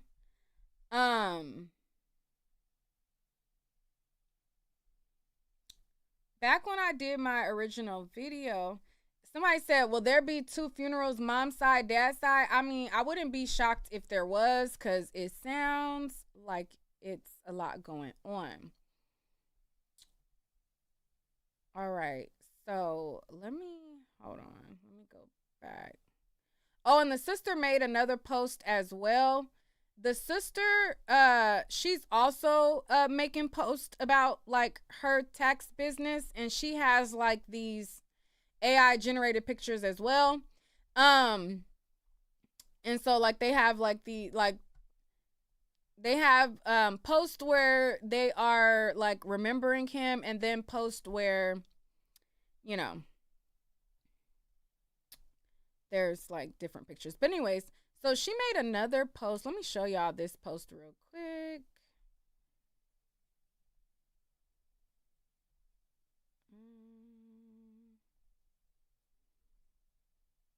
Because like I said, there was a lot of back and forth going on.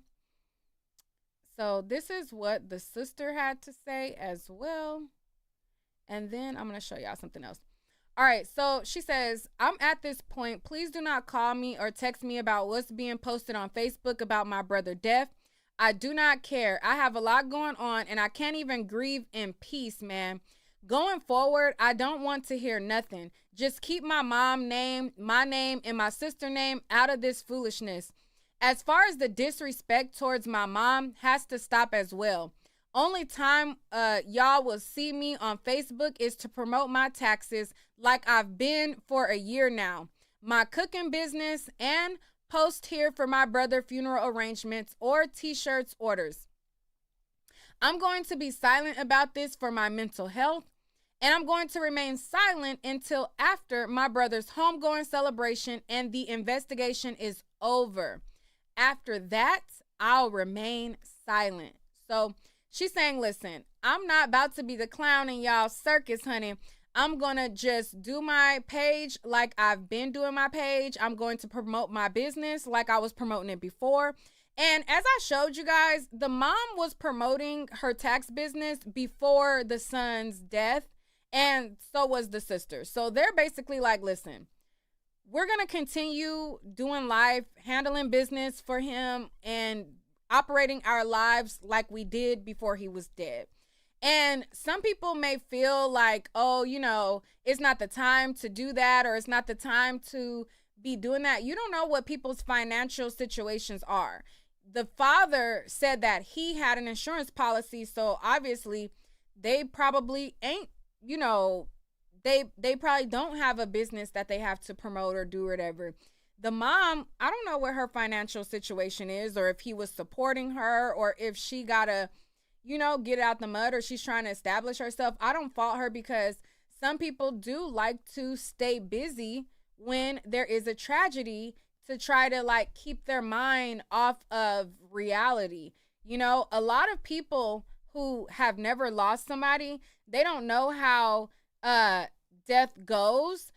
But all the times that I have lost a family member, a loved one, a friend, because I've lost several. I've lost so many people that is close to me that it's not even funny. The reality of the situation is sad before the funeral, of course, but it doesn't really set in until after, okay? A lot of people could be moving on autopilot, going to work, trying to stay busy, trying to do all this, like trying to keep their mind off of it until the funeral happens. And then there is like a mental breakdown. There is like all of these things, like once the phone stop ringing, once people stop, like once the investigation concludes, because right now, a lot of the comfort that even the dad side has is people who are calling, trying to get updates. Some people are genuinely concerned, and then some people are nosy. So the phones, I would assume, are ringing off the hook, ringing off the hook, ringing off the hook. People calling, hey, what's the update? Is she arrested? Is she this? Is she that? You know, some people genuinely care, and some people just want to know the tea, okay? And for now, it feels comforting. You know, everybody's showing all this love. Everybody's like getting the word out. But when the funeral is over and everybody goes back to their real lives and the phone stop ringing and the investigation is over, those phone calls stop. Okay, right now, oh, you know, the story is going viral. We all going out. We all showing up. After the funeral, those calls cease. And that's when everything truly sets in. And that's when reality normally truly hits. So up until the funeral, it's hard to kind of like, unless something is like really, really suspicious, then I'm gonna say, but you know, I wouldn't say like, oh, like the mom she didn't love him. You know what I mean? Because she's trying to balance, you know, her losing her son and then also like the situation. I forgot what I was about to say. But anyways, so there was another post that the family has said. Hold on. There was one more thing that I wanted to show y'all. So this is one of the Davis family members as well. She said, out of respect for my nephew, child. How long have I been on here? Honey. All right. So this is another family member on that side. It says, out of respect for my nephew, the Davis family has not posted anything about his mom or her side of the family. That family can post whatever they choose. We have been called liars. We have been called messy and a bunch of other things. None of that matters to us. Tyrone Davis Jr. lives in our hearts. We will not be silenced. We want answers and will continue to seek the truth and justice for T2. If the mom knows what happened to her son, that's fine. Yes, mom lost 3. We lost 1. But let me tell you, the hurt is just as great. This is our bloodline. The father/Davis family wants answers and won't stop until we get them, the family. All right? So that's what the aunt that's what a family member on the father's side had to say. And this was something that the aunt Natasha had shared. Because there was a lot of people who was calling her messy, the Natasha lady. There was a lot of people who were saying like they feel like she's messy, they feel like she's talking too much. I screenshotted a couple. Let me see. I'll share it with y'all. 1 second. So I had seen this post right here, and they were saying where they said that the girlfriend had transferred the money out the account. And people in the comments were going in on the aunt, okay?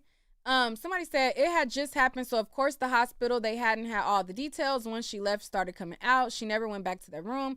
They had already moved the items. Whether the sister is messy or not, they need answers to, okay, not this one. Hold on. There was more. Wait, hold on.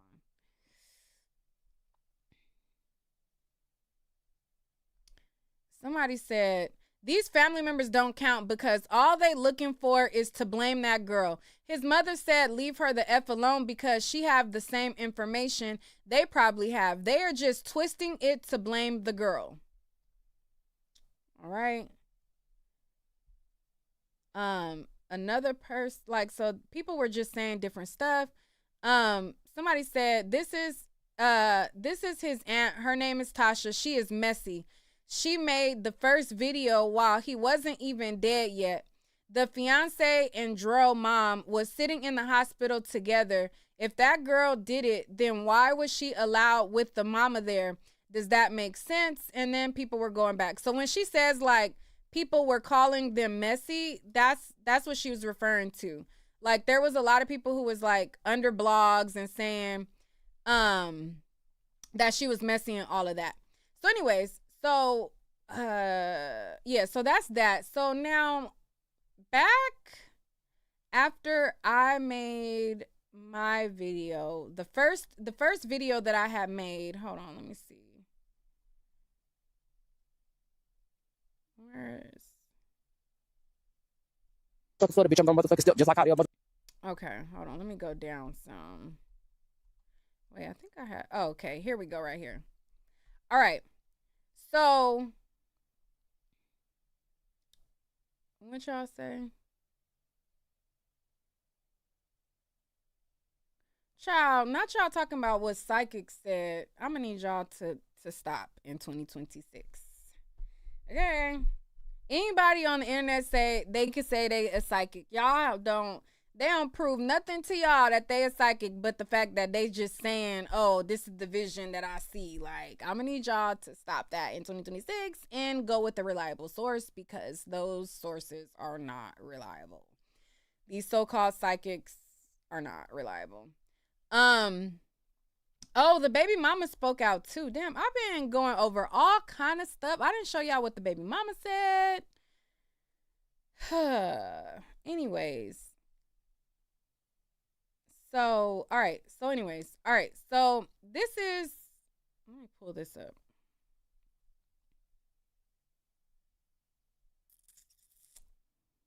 Child, it's been a lot going on. I'm trying to get through everything to show y'all.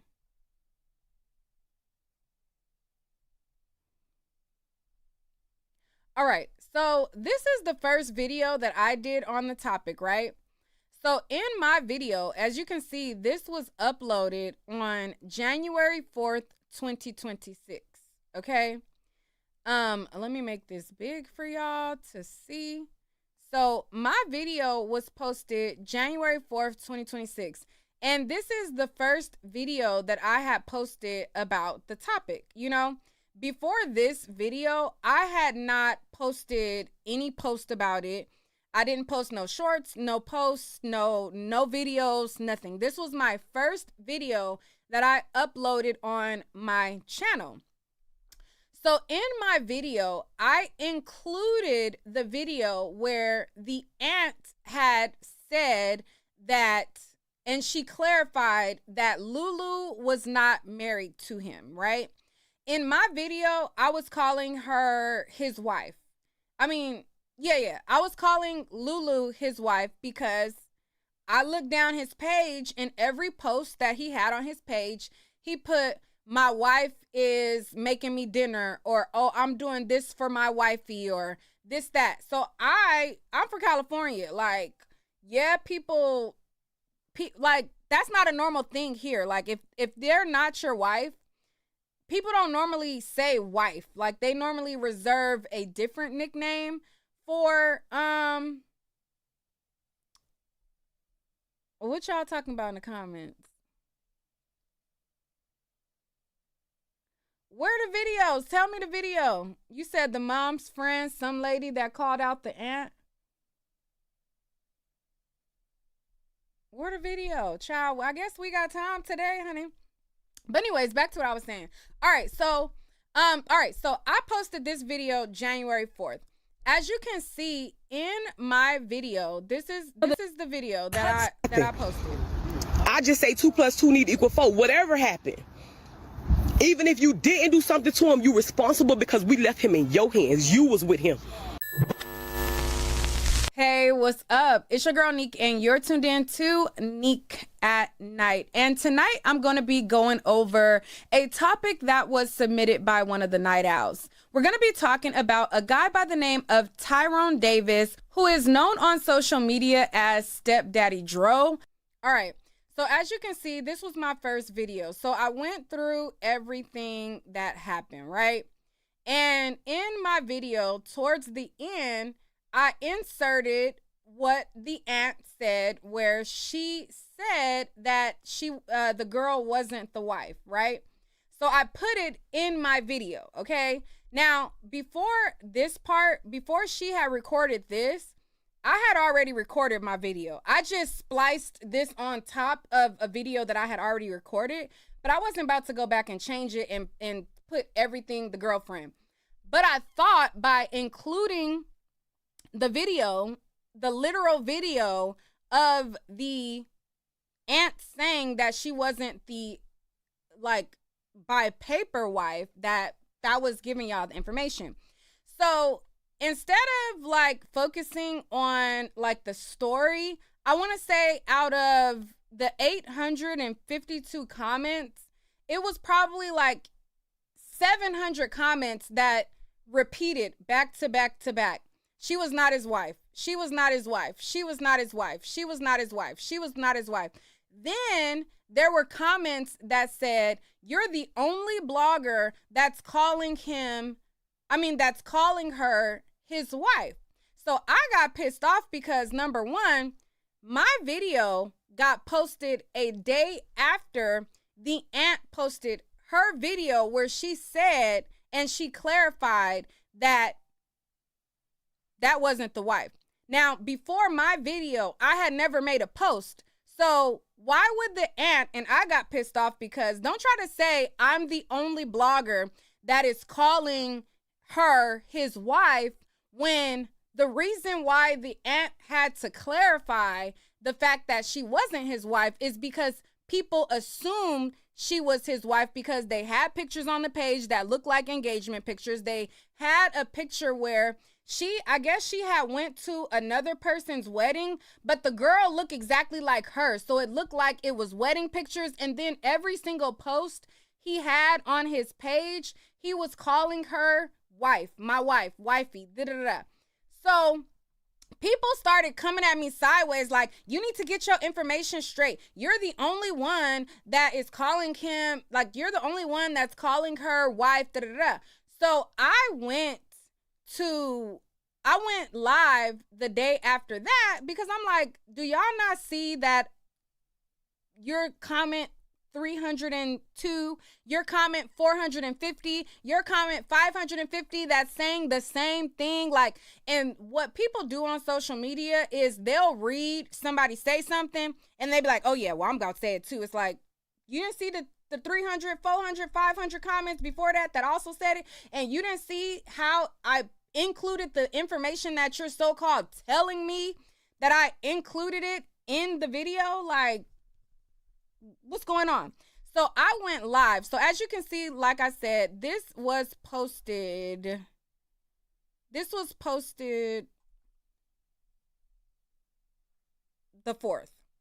The aunt, when she had went live, was the 3rd, but it take me a long time to edit, okay? I am a slow editor, okay? It takes me all day, all night, all year to edit a simple video. So, hold on, is it showing the date here? Okay. So as you can see, this is January 3rd, right? So I went live to clarify, like, listen, first of all, I included the information of her saying that they were not married. We got it. It's literally in my video. And I had went live to tell people, like, okay, y'all don't have to keep saying the same thing over and over and over again. Like, we got it. When I went live to say that, there was somebody that was, they called in and they said that they were a cousin. So when they called in and said that they were a cousin, they said the same thing, like, oh, you're the only blogger saying that. And it pissed me off because, first of all, like I said, she made her video clarifying before I even posted my video to YouTube. So clearly many bloggers thought that. So that, you know, one thing about me, child, I like to tussle, and I don't like when people be saying stuff that ain't real. So she ended up calling into my live, okay? So she called into my live and she was basically setting the record straight on how she felt as a family member.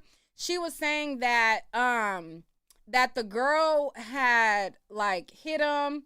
She was saying that that they were sure that it was a Hennessy bottle. And I was trying to get to the bottom of how did they get to this information, right? So when the aunt had went live and she was saying that he was hit by a Hennessy bottle and they know that the blunt force trauma came from a Hennessy bottle, when the cousin had clicked onto my live, I was trying to ask her a series of questions to kind of get to the bottom of it. Like, okay, how are y'all so sure it was a Hennessy bottle? Was it glass broken? Was it this? Was it that? You know, was it this? So I was trying to get to the bottom of it. So I'm going to play that audio. Now, she did call in on the 4th. So this was like after my video, after the aunt had made several videos, and then she had called in. So I want to play that for you. And we're going to listen to what the family had to say as well. So let me pull it up.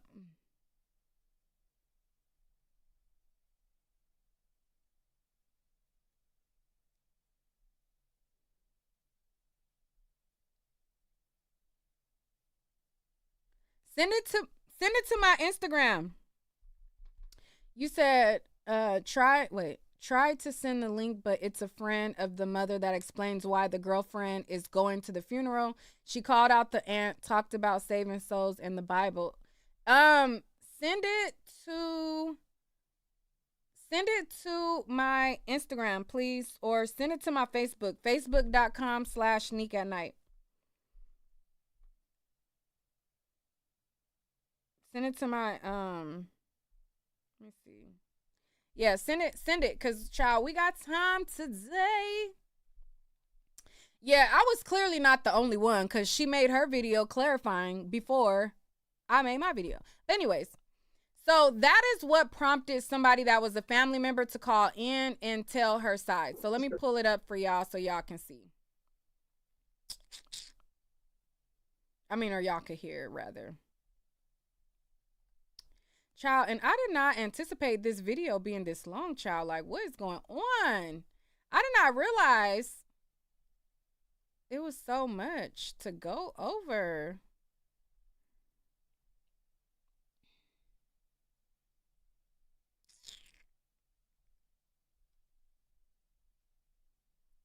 Okay.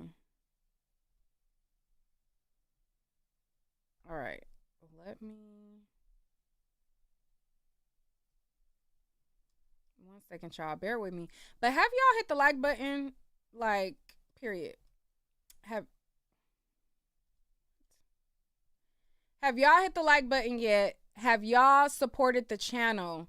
Are you guys enjoying my breakdown, or am I wasting my time? Like, are y'all here with me, or am I pissing y'all off, or what is it giving? You know? Because y'all know, like, whenever there is a story like this and there's so much information, I like to take my time and go through everything, okay? Like, I wanted to go through everything. I wanted to go through why is we saying that it was the Hennessy bottle? Why are we saying this? Why are we saying that? How did we get to this conclusion, that conclusion, etc., right?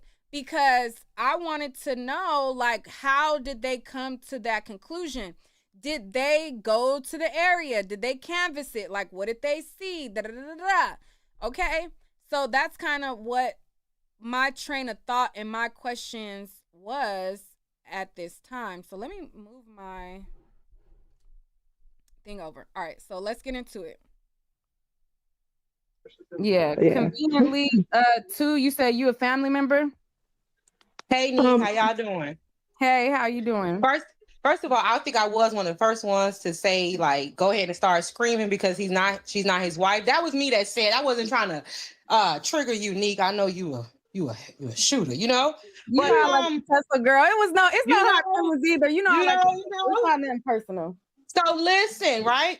So here's some big questions, right?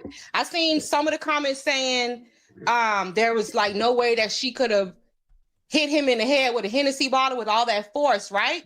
But then you circle back, she couldn't drive.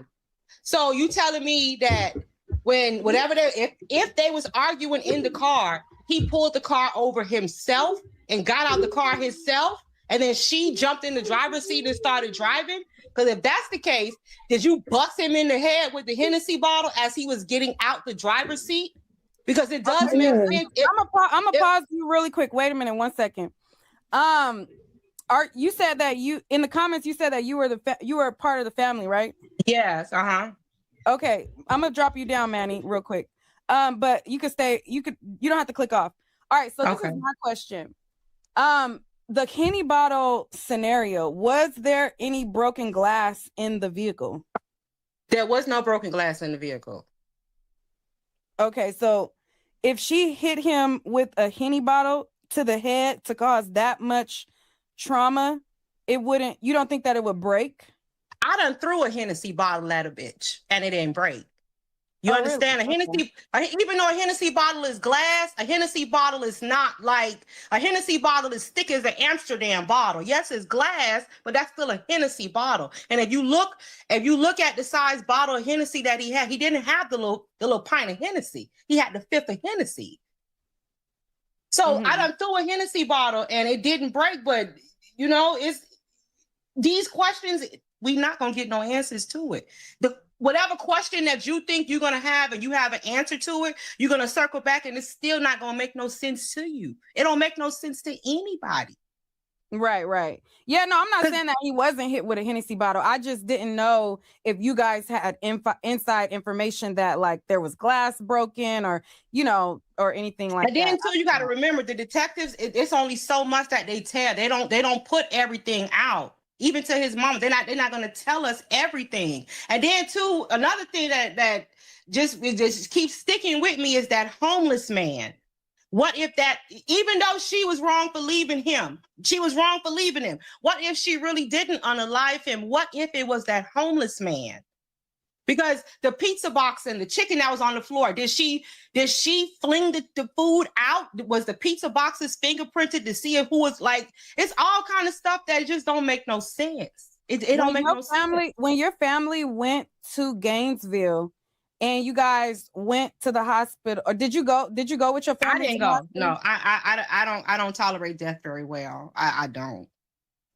Oh, okay. Because I was going to say, when y'all went to, the family member that did go there, did they go and take pictures outside of the scene, like where it happened? Do you know? They got some videos, but it's really nothing to see.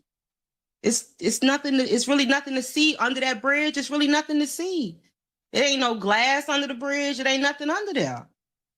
Literally, the only thing that you seen was the pizza boxes and the pizza and the chicken, like Tasha said. That's all you see. When your family went to the hospital, right? His mom was at the hospital, and then she was at the hospital. Was there damage to her vehicle, like a dent, where if she hit him, you know what I mean, or like was there? She didn't hit him. She didn't hit him. She didn't hit him. She didn't hit him with that car. She didn't hit him. Even though I was not there, I'm gonna just go out and she didn't hit him with the car. She did not hit him with the car. She didn't hit him with the car. Okay. So what was that 911 dispatch? The 911 dispatch is the first responders, the husband and the wife, that was the nurse. That was the people that actually stopped when they seen him in the road. That was what that 911 call was. Okay, but it said that he was hit by a car. Okay, Neek, who's seen it? That's what I'm not asking you for who for you. Who? If she don't say that he was hit by a car, he can't say that he was hit by a car. Where are the other bruises? You feel me? If you hit by a car, figure out you're gonna be skinned up. You're gonna have some kind of other dispatcher. They said that it was hold on, let me pull it up. Let me upload. A pedestrian struck in the street. Yeah, like they said it was reported as if they witnessed him being hit by a car. Another thing, right? If all these people so-called seen what happened, the homeless man that was out there, why the homeless man ain't see the car? All the homeless man say he seen was him stagger and drop. Like, come on, so you ain't seen nothing else before that, sir. Did you do it? Did you do it? When she pulled off and left him, did you try to rob him? Because how you ain't see no other car? When you looked up, all you seen was him staggering and he dropped. Come on. So did you see the car the car that left him? Did you see that car pull it off? You ain't see shit. So did you fucking do it? You ain't see nothing. All you seen was what you say you seen. And that wasn't nothing. So did you do it? She left him and did you finish the job? Well, I don't think it was no setup. That Joe don't have bad blood in the streets. I know every black man got an enemy, but Dro was not one of them niggas. He was not one of them niggas. All right, so it says vehicle versus pedestrian. So this says like it was like a thing. It says we have law enforcement responding with a caller passing by advising a male patient injured after being hit by a sedan. Sedan versus a male patient on the ground. The male patient is laying in the middle of the road. Caller is blocking him with his vehicle. That implies that they saw him get hit by the car. That's kind of what by a sedan, right? Yeah. Remind you, these people, what color was the sedan? If let's just say me and you Unique in the car right now, and me and you sliding, and we see somebody in the street, we're gonna automatically think, oh, he got hit by a car. All that right there, that ain't doing nothing but telling what the caller told the police, the 911 dispatcher. That's still no proof that that's what happened. No, I'm not saying that it's proof what happened, but I'm saying this implies that they saw it. Like it's called in as if they saw a standoff or they witnessed it. That's kind of what this statement says. That's what the statement says too. But if they witnessed it, they would have saw more than just a sedan driving off. That's all you seen was a sedan. The sedan that they seen could have been just another car that have nothing to do with nothing. That's why these investigators, they need to, boots to the ground and let's get it. Because it's more to this story. And of course, we all know that. Me personally, and I Lord forgive me if I'm speaking wrong against this young lady, but that Kiara, I feel like she did it in rage. And we all know as women, black women, we get mad. Niggas say some stuff to her. We could love a nigga down. You hear me? Down. And that nigga say some stuff and that turn us into the devil in a blue dress. I feel like she did it. I feel like she killed him. She busted him and she finished the job. I feel like she did. I do. Did they have a toxic relationship? They've been together for how long? They've been together for years. Even if they did have a toxic relationship, the way that he loves on her, the goodness outweighs the bad. You feel me? Even if there was toxic, I don't think that their toxic wasn't my type of toxic. But did they have disputes? Like, does she have a history of hitting him upside? Like, where? Like, if they've been together for years, did they have a history of getting into it? No. Domestic violence? No. Arguing? Okay, that's normal. DV? No. Neither one of them didn't have no problem with their hands. DV? No. Cussing the mouths? Yes. But fighting each other? They ain't had that problem. And like Tasha said, it was a couple times where he should have choked her out and put her to sleep. He should have choked her out. So that's why I'm trying to understand. Like, if she didn't have a history of putting her hands on him, then how can everybody be so sure that she hit him? If she had a history of putting her hands on him, the Davises in Broward County, they ain't short. They deep. You hear me? They deeper than the ocean. If all it would have took was one family member to hear that she did, that girl would have been done up. But so that's why I'm at it. If she was scared of the family, why are you guys so sure that she hit him if she would have been scared to put her hands on him? Think of a child when their grandma come around. You know, certain kids, when the grandma come around, a certain, you know, I could do this because you're not going to beat me in front of grandma.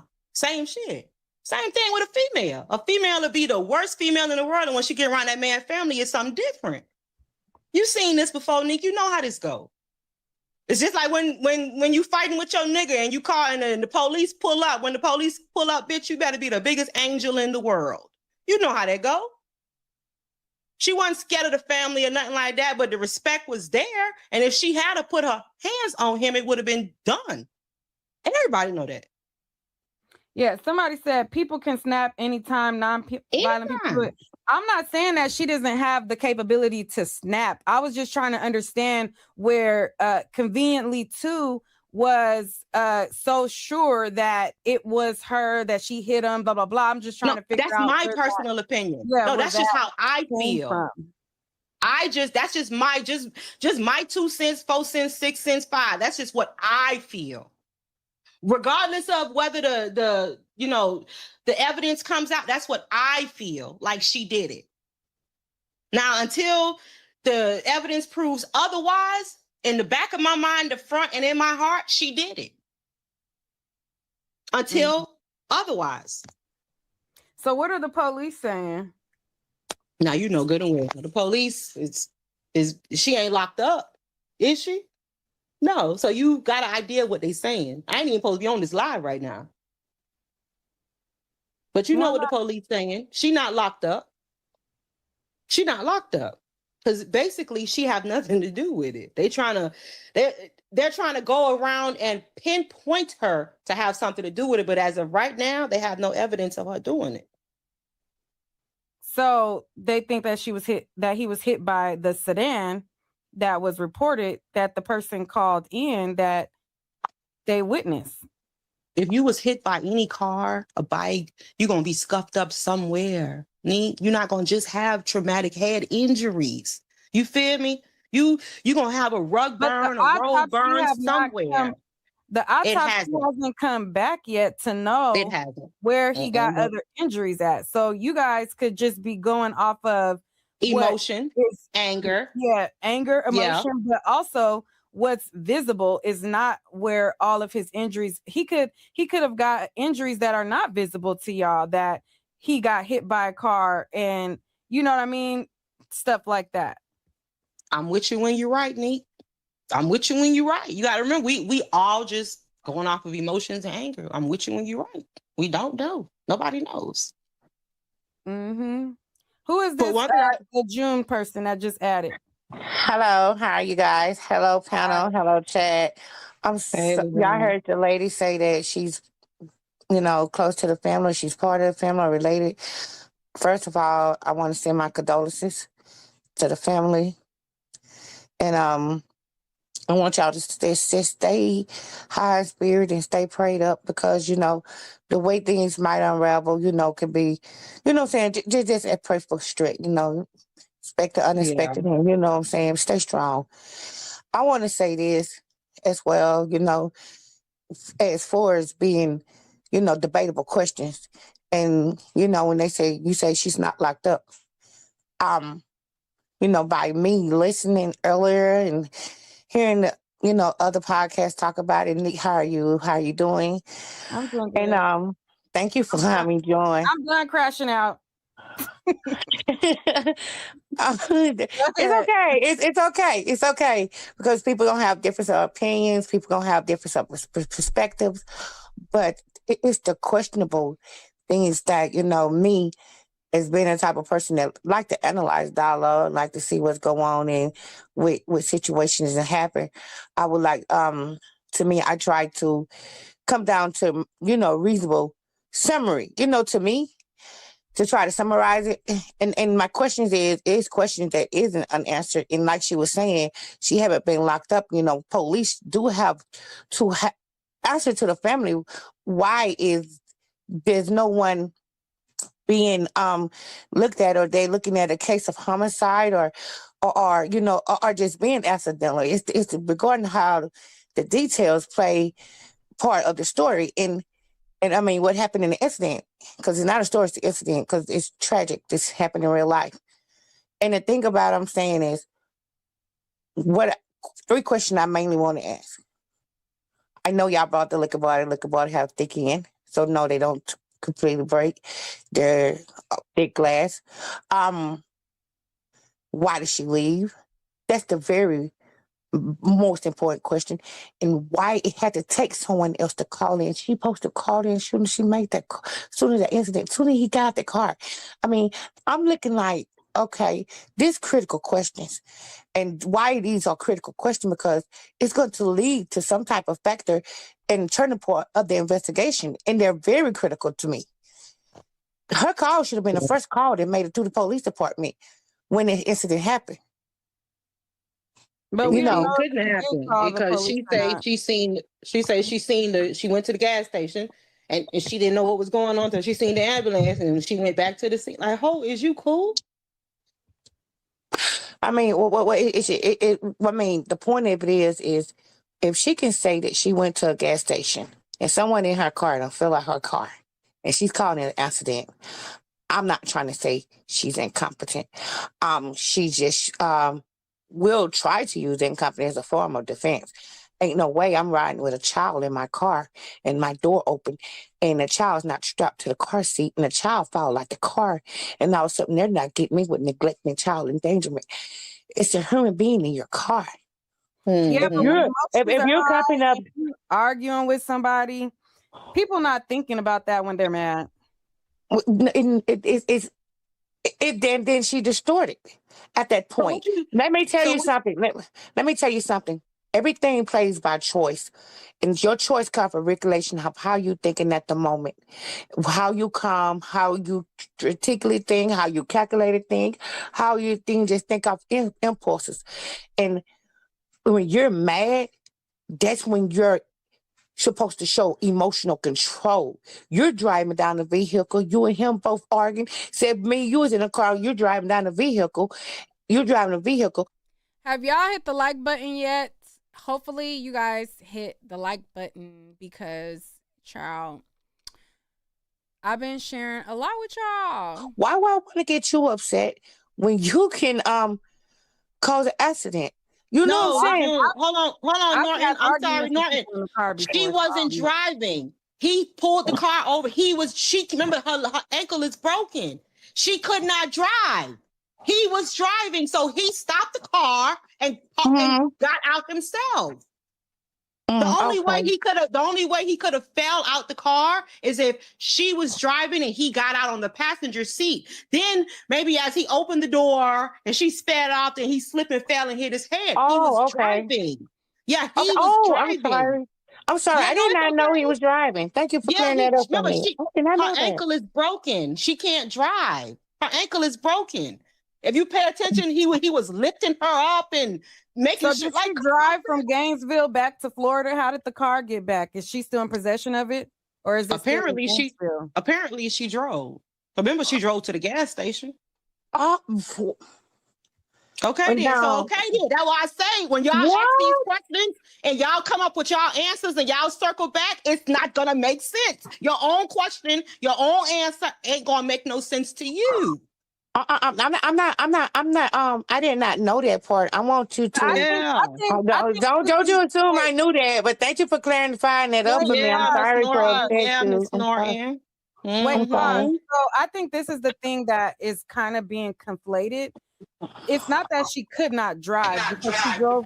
If she drove to the gas station, then she can drive. Just allowed her not to drive because of her injury, but that doesn't mean that she can't drive. So I think when people are saying like she don't drive or she can't drive, it's making it seem like she's incapable when clearly she's capable of driving. Yeah, she's capable of driving. She just was a passenger princess, but that doesn't mean that she doesn't know how to drive or she can't drive. It ain't no man perfect. It ain't no man that's been no man before, past, present, that's perfect. No man, nigga, no man. But that man, Tyrone Davis, that's the type of man you want your daughter to be with, your niece. You feel me? That's the type of man you want your like that's the type of man you want your best friend oh my God, to be with. Man, but you just calm down, sweetheart. Oh my God. Oh my God. Oh man. I'm praying for you. I'm praying for you. And I'm praying for the family, and I want you to get yourself together. Oh my God. And I'm gonna I say will. this. I'm gonna say this right here. I can hear the pain in your voice explaining what type of character that he had. And I understand your passion and your pain. And like I said, my condolences goes to you guys. I want to say this. I did so for me, caught that last end of when she drove to the gas station. Definitely I don't hear the story wrong because someone told me she was driving and he was holding the food. So, that's No. why I got out today from a podcast. So Well, I'm sorry. well, you got to understand that nobody was there but them two. But we Yeah. know for a fact that she drove to the gas station and she drove to the hospital. He was not driving. She So was she wasn't passenger distorted. princess. She wasn't She distorted at all. She wasn't distorted at all. distorted from what? Drinking? We Mm-hmm. drink and drive every day. Every day we She drink and wasn't. drive. She wasn't mentally incompetent. She knew, like, to me, Listen, if anybody ever say on any social media that Kiara Lulu is mentally incompetent, please report that post. Please Okay. report that post. Okay. All right. Mentally incompetent. Lejeune, I'm gonna bring you down. Oops, sorry. Conveniently, too. Do you have another family member that'll come chat with us? I sure do. You want me? You want me to see if Tasha will come on? Natasha Davis. Yeah. I'll be right back.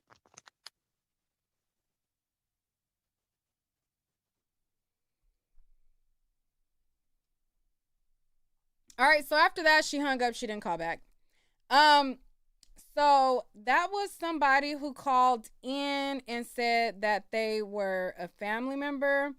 Cause like some of the answers that she was saying, to me, in my mind and my critical thinking, it's a difference in she can't drive, and it's a difference in he just preferred to drive for her. That's two different things that we're saying. A lot of people who's getting the information from the auntie, they're listening to her say that she didn't drive, and they're making that definitive that she can't drive. That's two totally different statements. Just because a person normally doesn't drive does not mean that they are incapable of driving. It doesn't mean that they can't drive. Also, if you look at the photos from their log trip, you can tell that her foot that people drive with is not the foot in the boot. Her foot that is in the boot is her left foot. Normally people drive with their right foot.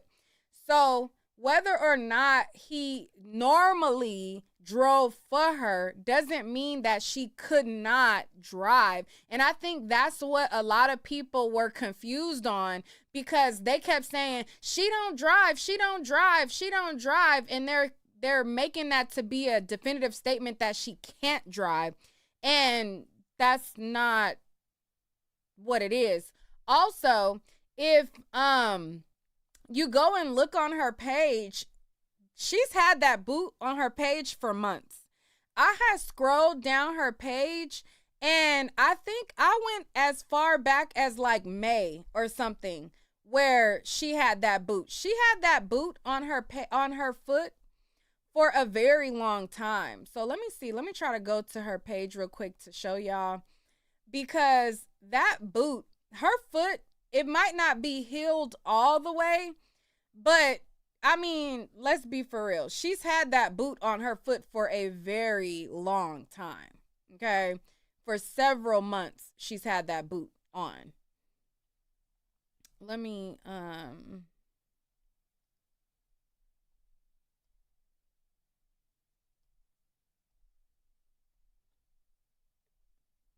okay, this is her Instagram right here. And hold on, let me go down. And see, this is the pictures that I was talking about that look like wedding pictures. Now, when I had first saw this picture, I thought this girl in the wedding dress was her. Because when I first looked, I was just scrolling through their page, but I guess she the girl on the left. and not the girl in the middle. But, you know, when I had first looked at it, I'm like, oh, okay, they must have got married. You know, that's what I thought originally. But apparently this is just a family member that looked like her. And when I had looked at this, I wasn't even looking at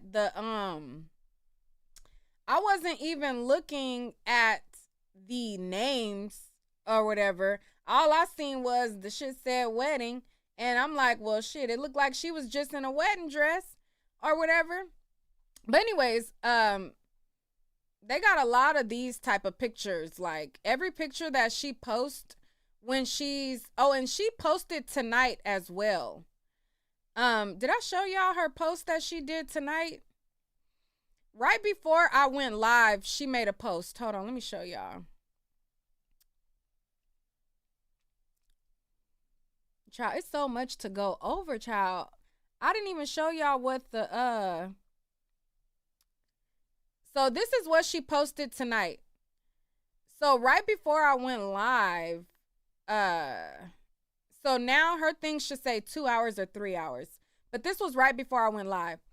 So she had posted this tonight before I went live. I forgot to show y'all this.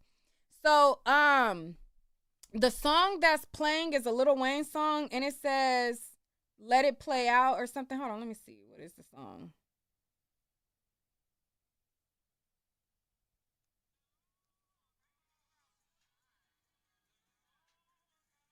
Oh, "Let It All Work Out." Okay. So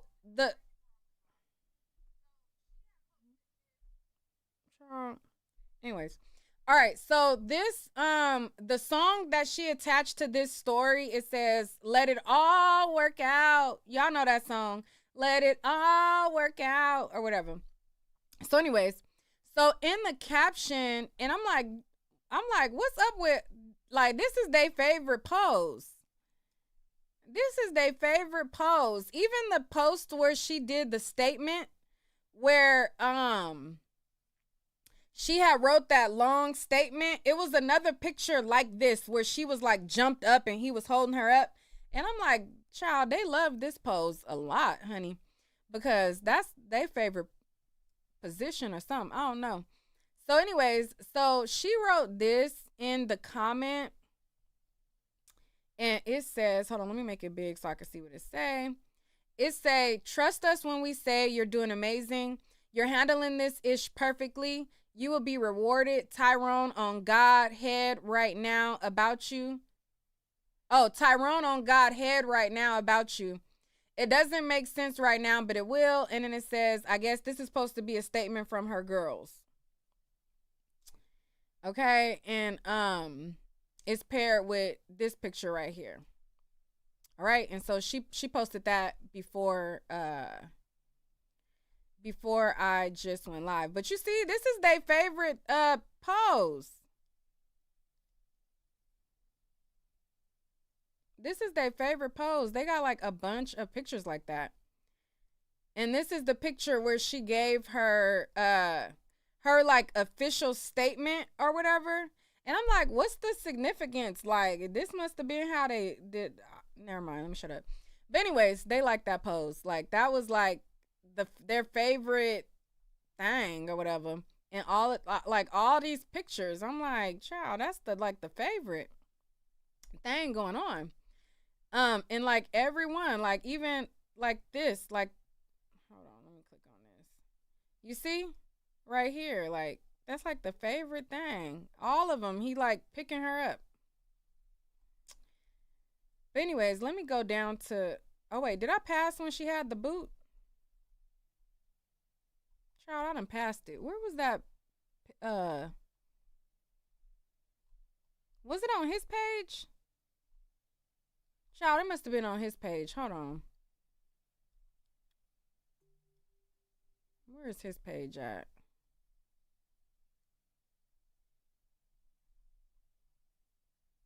It was like in May. I think it must have been his page. Hold on.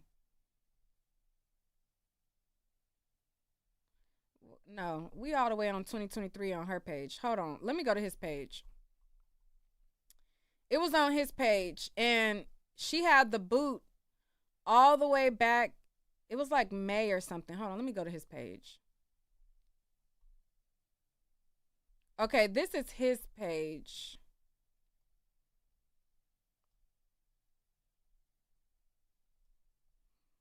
Okay, I think it's on his page. Hold on. Let me go down.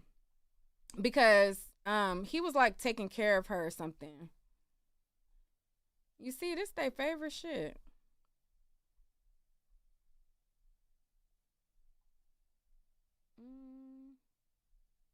Let me see. Let me go back.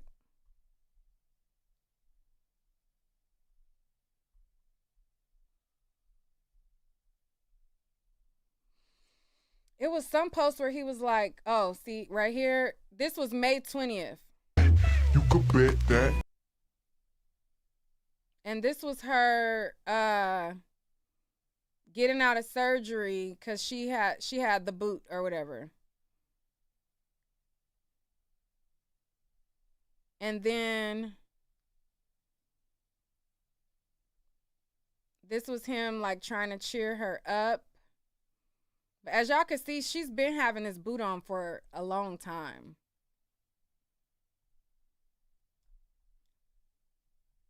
See, and they have a vlog right here.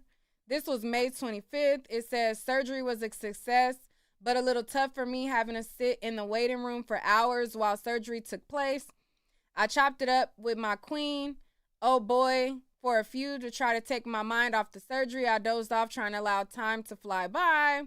Blah, blah, blah. But anyway, so this is her getting the boot all the way back in May. And then this is in June. On the road to recovery, I've been enjoying every minute home with Queen, from being her chauffeur, attending her doctor's visits, being her chef, bonding with her, aggravating her, and being able to relax with her. Hold on, let me see. Did this got sound? Oh, this don't got sound. Even though it's been over a month already, it still doesn't seem like that much time has passed, but I'm glad those days of her being uncomfortable and in pain is over with. Now Queen smiling more than she has mastered. She can stand on one leg. Look, she twerking with the boot. She could definitely drive, child. This is 1 month after the situation. She could definitely drive if she wanted to, okay? Look, she got her leg up, popping it, twerking, you know? So when people are making it seem like she couldn't drive, or just because she was in the back sometimes, she can drive if she wanted to. She's been having this boot on for a very long time. Okay. So, yeah, so this is him or whatever, like catering to her in the boot. This is July and stuff like that. So I just wanted to show that, like, she's been having that for a while. Okay. Somebody said May is almost here again. May is not here almost. We got 5 more months. Somebody said normally you transition to a smaller boot. I mean, her boot was a boot that looked like it come on and off. So this looks like it's removable. If I'm being honest, like, this boot that she got on, this does look like she converted to something different, because this looks removable versus her leg in just a cast or whatever. Like, this looks like she can take it on and take it off. To me, in my opinion, these straps, this don't look like the original cast. This looks like she had a cast on, they took the cast off, and this is just, you know, for support. Like, maybe it's not all the way healed, but this look removable to me. Okay? So again, she's highly capable of driving. I just wanted to say that, because people were like, you know, he drove her, she couldn't drive, blah, blah, blah, blah. She could drive. Now, the question is, did she drive and hit him, or was it somebody else that hit him, or did he fall out of the car, like the officers are saying happened? Because that's another thing that people are stating, is that she hit him with the Hennessy bottle. So because he took a picture with this Hennessy bottle, this gotta be the weapon of choice that did it. And for me, the weapon, if it's blunt force trauma, and if we're saying that she hit him and pushed him out the car, it could be anything. Like my question was, how are we so certain that it is a Hennessy bottle? Like, was there a Hennessy bottle on the scene? Was there a Hennessy bottle in the car? Was there in you know what I mean? So that was just my train of thoughts. Like, how did we land on the Hennessy bottle? Did we just say Hennessy bottle because he took a picture with a Hennessy bottle? Or was there some type of proof that he was hit with this Hennessy bottle? Not saying that he could not have been, but how did we come to the conclusion that the blunt force trauma was not a car, it was not him falling out, and it was definitely a Hennessy bottle? Like, how do we know that is for sure the story? You know what I mean? It's plausible, but to be driving, to hit you with that much force, I mean, that's a busy intersection. So I can't see you driving, hitting somebody upside the head with a Hennessy bottle and being able to push them out of the car. Like, you physically push them out of the car, and in that well-lit,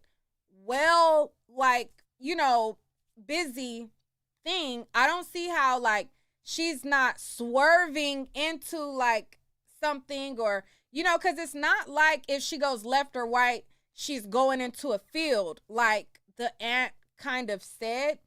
If she goes left or right, she's going to hit something. You get what I'm saying? She's either going to hit the center divider that was in the road, or she's going to go onto the embankment. But I can't see her smoothly driving, and then she hits him with the Hennessy bottle, and then while she's driving, she hit him with the Hennessy bottle, and then she pushes him, and he fall. Like, you know what I mean? That, to me, sounds a little bit more like a movie, which, I mean, when adrenaline is going on, maybe possible, you know what I mean? But I would think that them getting an argument, him saying, you know what, watch out, I'm finna just get out and open the door, I don't know. But, the baby mama, child, I'm trying to show y'all everything in one video. All right. So, the baby mama spoke out as well.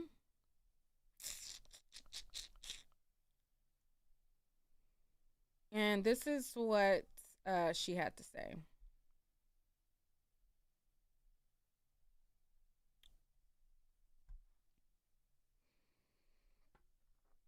She said this right here. All right. So this is the mother of both of his children. She said, I'm going to say this as nice I'm going to say this as nice and humble as possible. I don't care what y'all say, who don't like it or who don't like me. At the end of the day, that's my kid's father. So out of respect for my kids and their father, watch what you post on social media about him. Y'all can have y'all opinions and express y'all feelings about the situation, but be very mindful of the pictures and videos and words y'all choose. At the very least, have that much respect for him, his kids, and his family. So that was one of the posts that his baby mama had posted up on social media. Another post that she posted.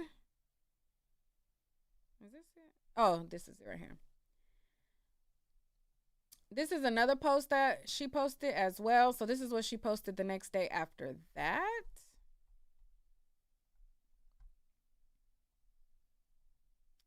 She said, damn, Tyrone, I told myself that I would not post anything to keep myself and emotions to myself, but sitting in this room, replaying all the memories we shared, pictures, videos of us, our kids, I just can't.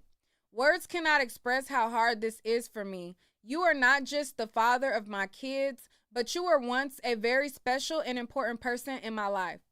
We may not have shared all of our beautiful and intimate moments out loud for the world to see, but we did that in front of the people who mattered to us most. You showed me a lot and taught me a lot, gave me wisdom and courage. You stood by me in my darkest moments. You saw me and not the opposite. We were blessed with 2 amazing children, and I am forever grateful to be able to share that with you. Despite all of our ups and downs, disagreements, and challenges that we dealt with each other, you will always have a special place in my heart. As the tears roll down my face, I'm writing you this message. I want you to know that our kids will be good, and I will continue to keep your memory alive and remind them every day of the amazing person you were. I can't write anymore. Get your rest, Tyrone, and watch over our kids. And then she paired it with, I think this was a song, Rich Homie Quan, Got Your Wings. Okay, so this is the mother of his 2 children. And then she shared, she shared this post as well. It says, all I'm asking is for everyone to please be very mindful of what you post and say. Stop with all the news reporting and trying to describe the details of what happened. My kids are watching. Just please respect his kids that much. He was a positive person, so I'm just asking to let's keep that going. All right, so this is what the baby mama had to say. And the aunt was under her post also. But when she's saying, like, for people to not describe what happened, the aunt was the only one who gave everybody all these stories of what happened. So I'm like, who are they talking about when they're saying, like, please stop describing what happened? Like, the aunt is the one who gave out, like, all of these different versions of what happened. You get what I'm saying? So, that was that. And let me see. I think there was another post that she made. She made a more recent post, but it was kind of like similar. It was similar. Somebody said, why is his YouTube channel gone? She deleted it. I want to know why it's gone as well. That is very suspicious. That is something that I talked about in my previous video. That definitely does not make any sense.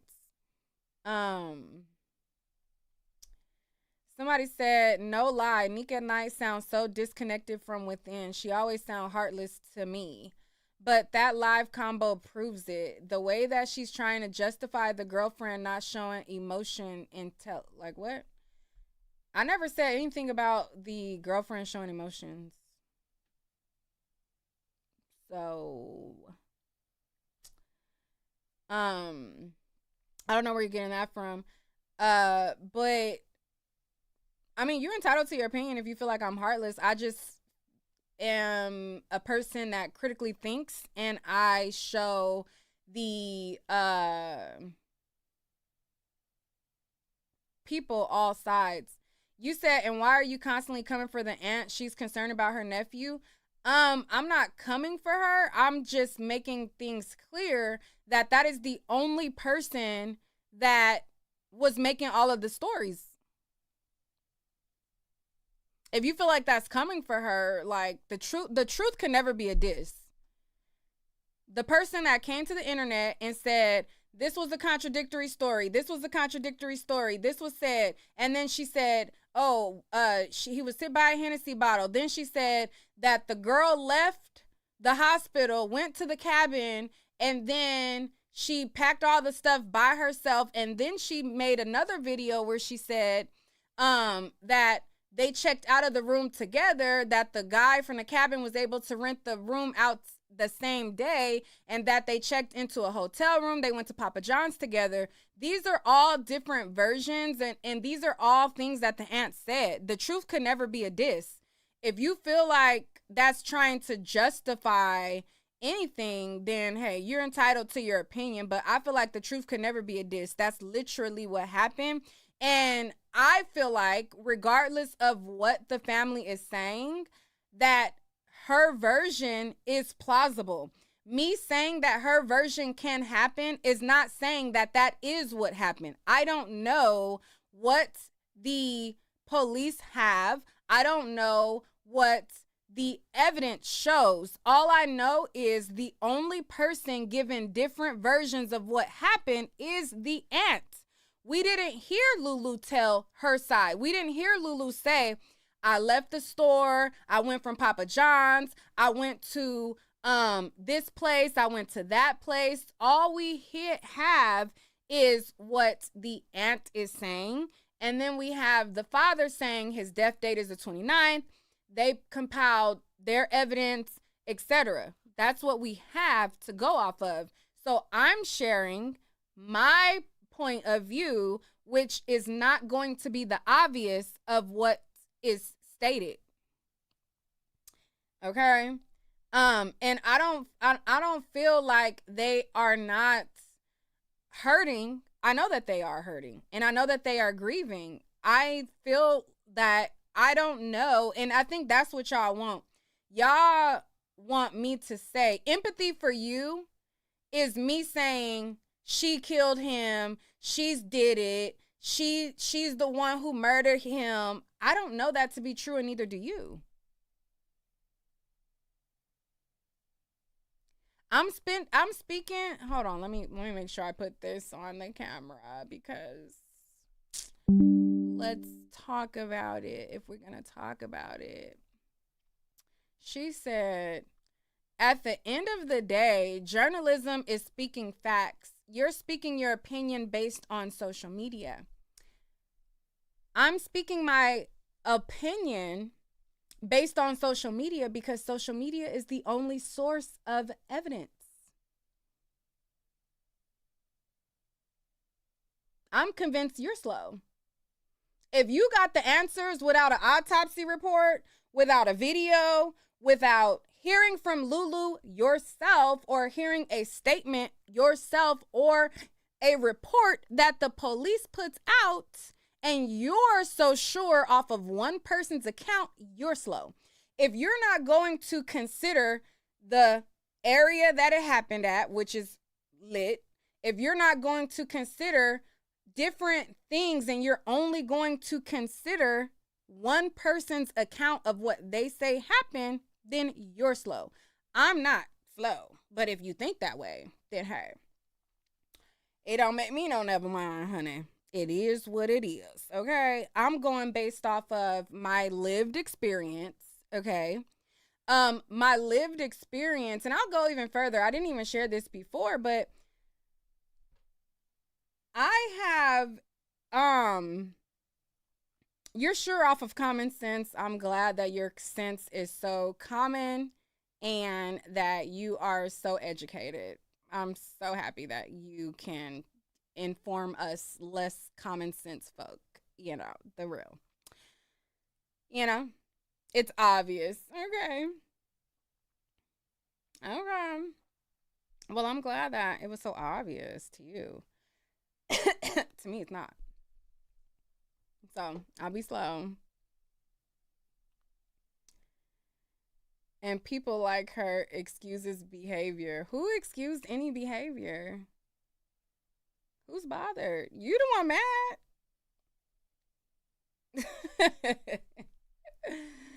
You the one mad. How you gonna say I seem bothered when you're literally angry in the comments? Like,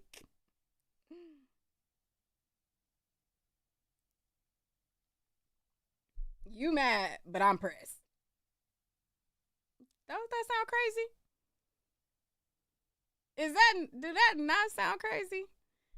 Somebody say, I think you're being trolled. No, I mean, people, there's more people upset by my commentary. They just probably not saying it. She ain't trolling. She's upset. She's mad. She's feeling away. But that's what happens on any story that I do. any story that popular opinion says this is the answer, if you don't go with popular opinion, then you're like a op blogger. I don't just run with popular opinion, okay? I go off of my perception of life. I go off of what is being presented. I go off of what is being shown. I go off of what is being said. I also go off of what is not being said. I also go off of whether or not there's an autopsy, whether or not there is a cause and manner of death definitively ruled out. I go off of more things than just one POV.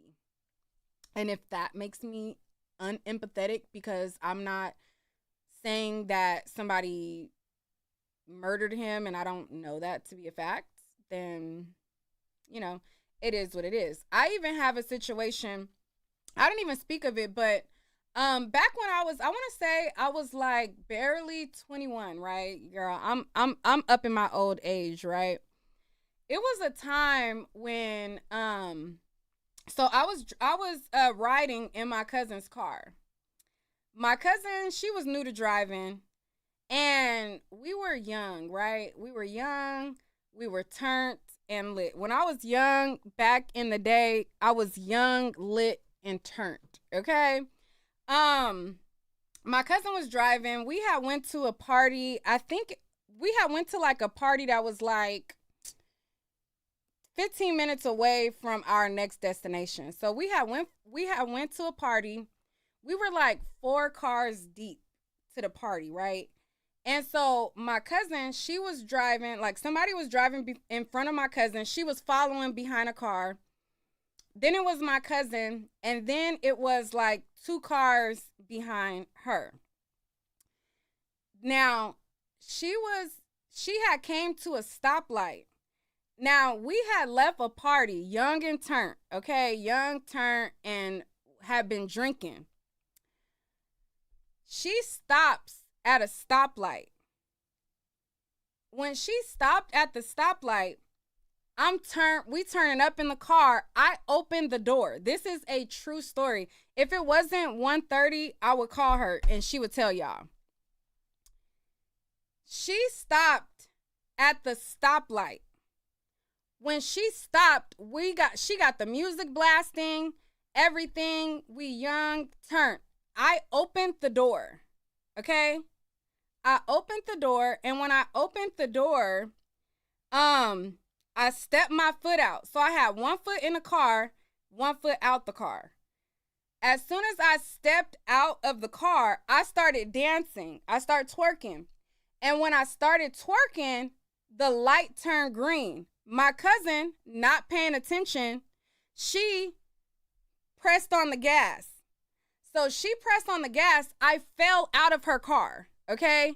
I fell out of her car and I tumbled out of her car. The car behind could have ran me over and hit me. However, they saw the car behind her, saw me get out of the car. So they didn't run me over. I fell, and I literally have a scar to this day on the side of my side where I scraped on the floor when I fell. Okay? So things when you're lit, when you're turned, like things could happen in the spur of the moment. Matter of fact, let me try to call her real quick. It's 1:30, but we in Cali, child. Let me see if she woke. She might be woke, child. Let me let her tell y'all. This was when we was young as hell. I tumbled out of her car. Thank God I didn't lose my life, but I damn sure could have. I'm gonna try to call her real quick. Let me see. So when we talk about these stories, hello? Oh wait, her thing. Let me try to call back cause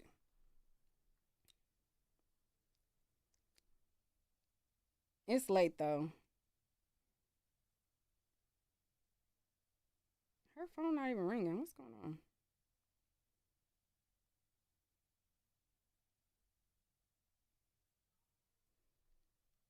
Let me try to call my other cousin. Hold on. It's late though, y'all. Her phone not ringing. Let me see.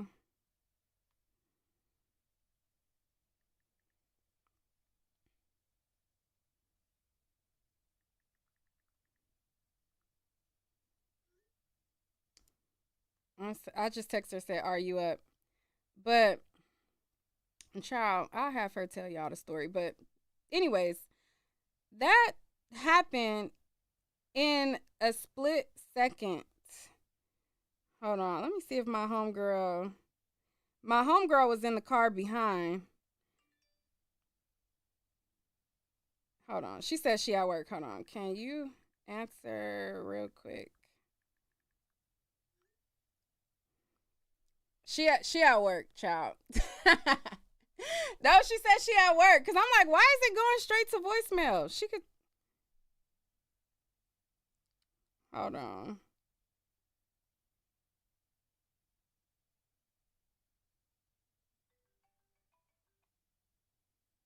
Hello? Oh, okay. I don't have your work number stored. I gotta store this number. All right, Mina. So I'm on live right now. Okay. Do you remember when you were driving and I fell out your car? Yeah, that was hilarious. Explain what happened to the live. Oh man, that was like 20 years ago. We was at a red light and everybody stopped and got out and was dancing outside. I think, if I can remember, because we was drinking. I think we was all dancing at the red light, and then the light turned green, and so I took off driving, and you was still like outside the car. I think you kind of like tried to push your foot in the car when I took off, and kind of got like dragged a little bit. Yeah, bitch, you almost killed me.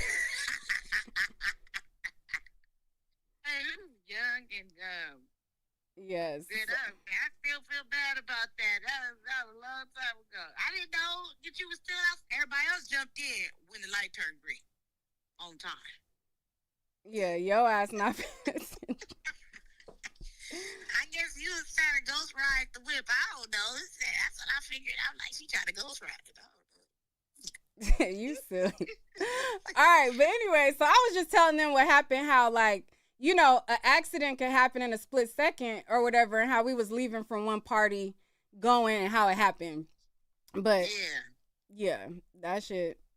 Yeah, you almost. Is that how it happened? Is that how you remember it happening? Because that's what I remember. Yeah, I don't even know if anybody else got out. I know I got out the car. For sure. Get hurt? I ain't even checked to see if you got hurt or anything. Oh, bitch, it's 20 years later. Don't try to act like. Well, you still alive, so yeah, you survived. I'm hanging you up. Bye, girl. She is so stupid. But yeah, that's my cousin. So anyways, I say all that to say, and I need to store her work number. Cause I'm like, why is her phone going to voicemail, child? Anyways, I say all that to say, when you are under the influence and you are young and turned up, like, stuff could happen very fast. Like, I literally could have lost my life that night. Like, literally. Like, my foot was caught in her. Like, I had one foot in the car, one foot out of the car.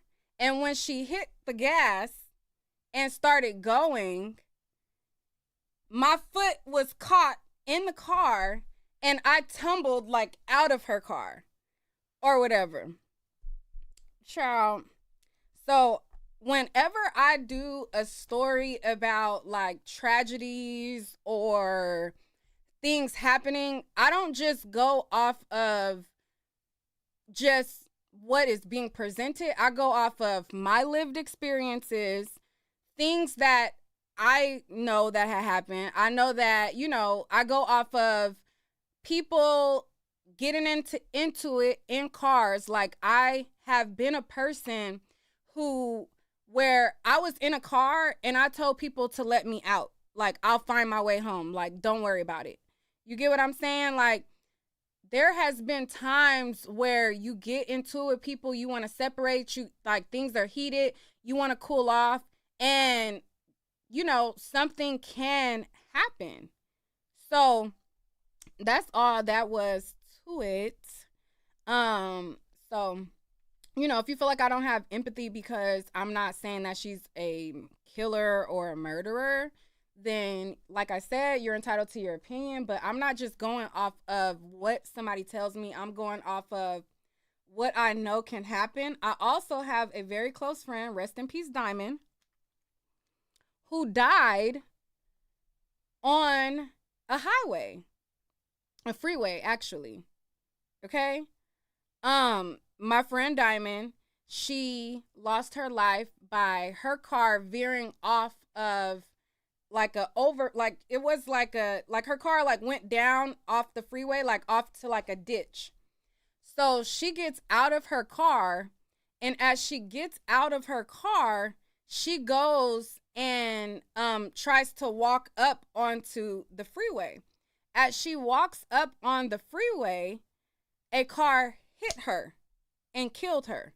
She's dead. It was one of my closest friends. She was in the Hollywood Hills with me everywhere. That was my road dog, okay? She passed away in 2015. So when I'm talking about these stories, it's not, I'm not just gonna say that she like was the one who did it unless I have proof other than a theory. Because what the family put out is theories, okay? And they stated that there was contradictions. They stated she said this, then she said this, then she said that, then she said this. So whenever I'm listening to that, I'm not just going to definitively say what happened if even the person giving the information doesn't have a definitive story on what happened. To me, that's not smart. But since you got your degrees and everything, you know, that makes sense to you. I also did a video. It was one of my most watched videos. A girl, she was on the side of the road. Her friends left her. She died. This was one of my very popular videos. Hold on, let me go to my videos and go popular. And the video is titled, let's go to it. Woman explains why she left her friend to die. This video I did 5 years ago. All right. So this was a very popular video on my channel. And the girl left her friend on a freeway. And the friend ended up getting hit by a car and she died. And her friend left her there. Okay. Let me pull this up. Hold on. Let me.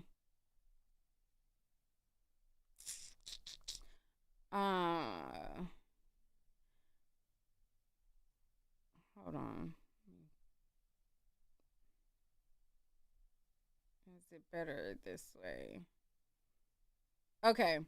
So this is a video I did 5 years ago. As you can see, this was June 20th, 2020. It says, woman explains why she left her friend to die. This is a girl whose friend died on the road. So I don't know when or why she decided to do what she did, but that's not my fault, and I don't know how that equals I killed her. What happened after that? Yeah, I didn't never hear from her. I text her baby daddy as soon as I woke up this morning, like, hey, she good? You got her? That nigga like, no, I haven't heard from her. I haven't heard nothing. Have you? I'm like, no, I haven't heard. So I don't know when or why she decided to do what she did, but that's not my fault, and I don't know how that equals I killed her. Hey, what's up? It's your girl Nique, and you're tuned in to Nique at Night. And tonight I'm going to be doing somewhat of a reaction video to this video that I seen, and it kind of touched home for me because Number one, I had a friend, like a really close friend of mine, die in this same way. And to see the woman who was at the center of it, the way that she talks about her friend and everything like that, it's just so disheartening. So basically what happened is a girl left her friend, I guess, on the freeway, and her friend ended up dying. And then the girl's explanation to why she left the friend to pretty much just die, she just literally had no remorse, no recourse. And it's just like, I don't know, with friends like that, who needs enemies? I have no idea, but I'm gonna jump into the reaction. Keela gets wasted over the course of the day, more wasted than usual. Catherine records Keela in the passenger seat of the car, slumped over, knocked out, and uploads the video to her IG story, a sign that their partying was way too much for Keela to handle. At 3 a.m., the car breaks down in the middle of the highway. Keela gets into a heated argument with Catherine's brother. Fed up, Catherine calls for a ride to pick them up, but Keela demands to use Catherine's phone to call her child's father to pick her up. Catherine's ride arrives, but Keela insists she's not going and would rather wait for her child's father to pick her up.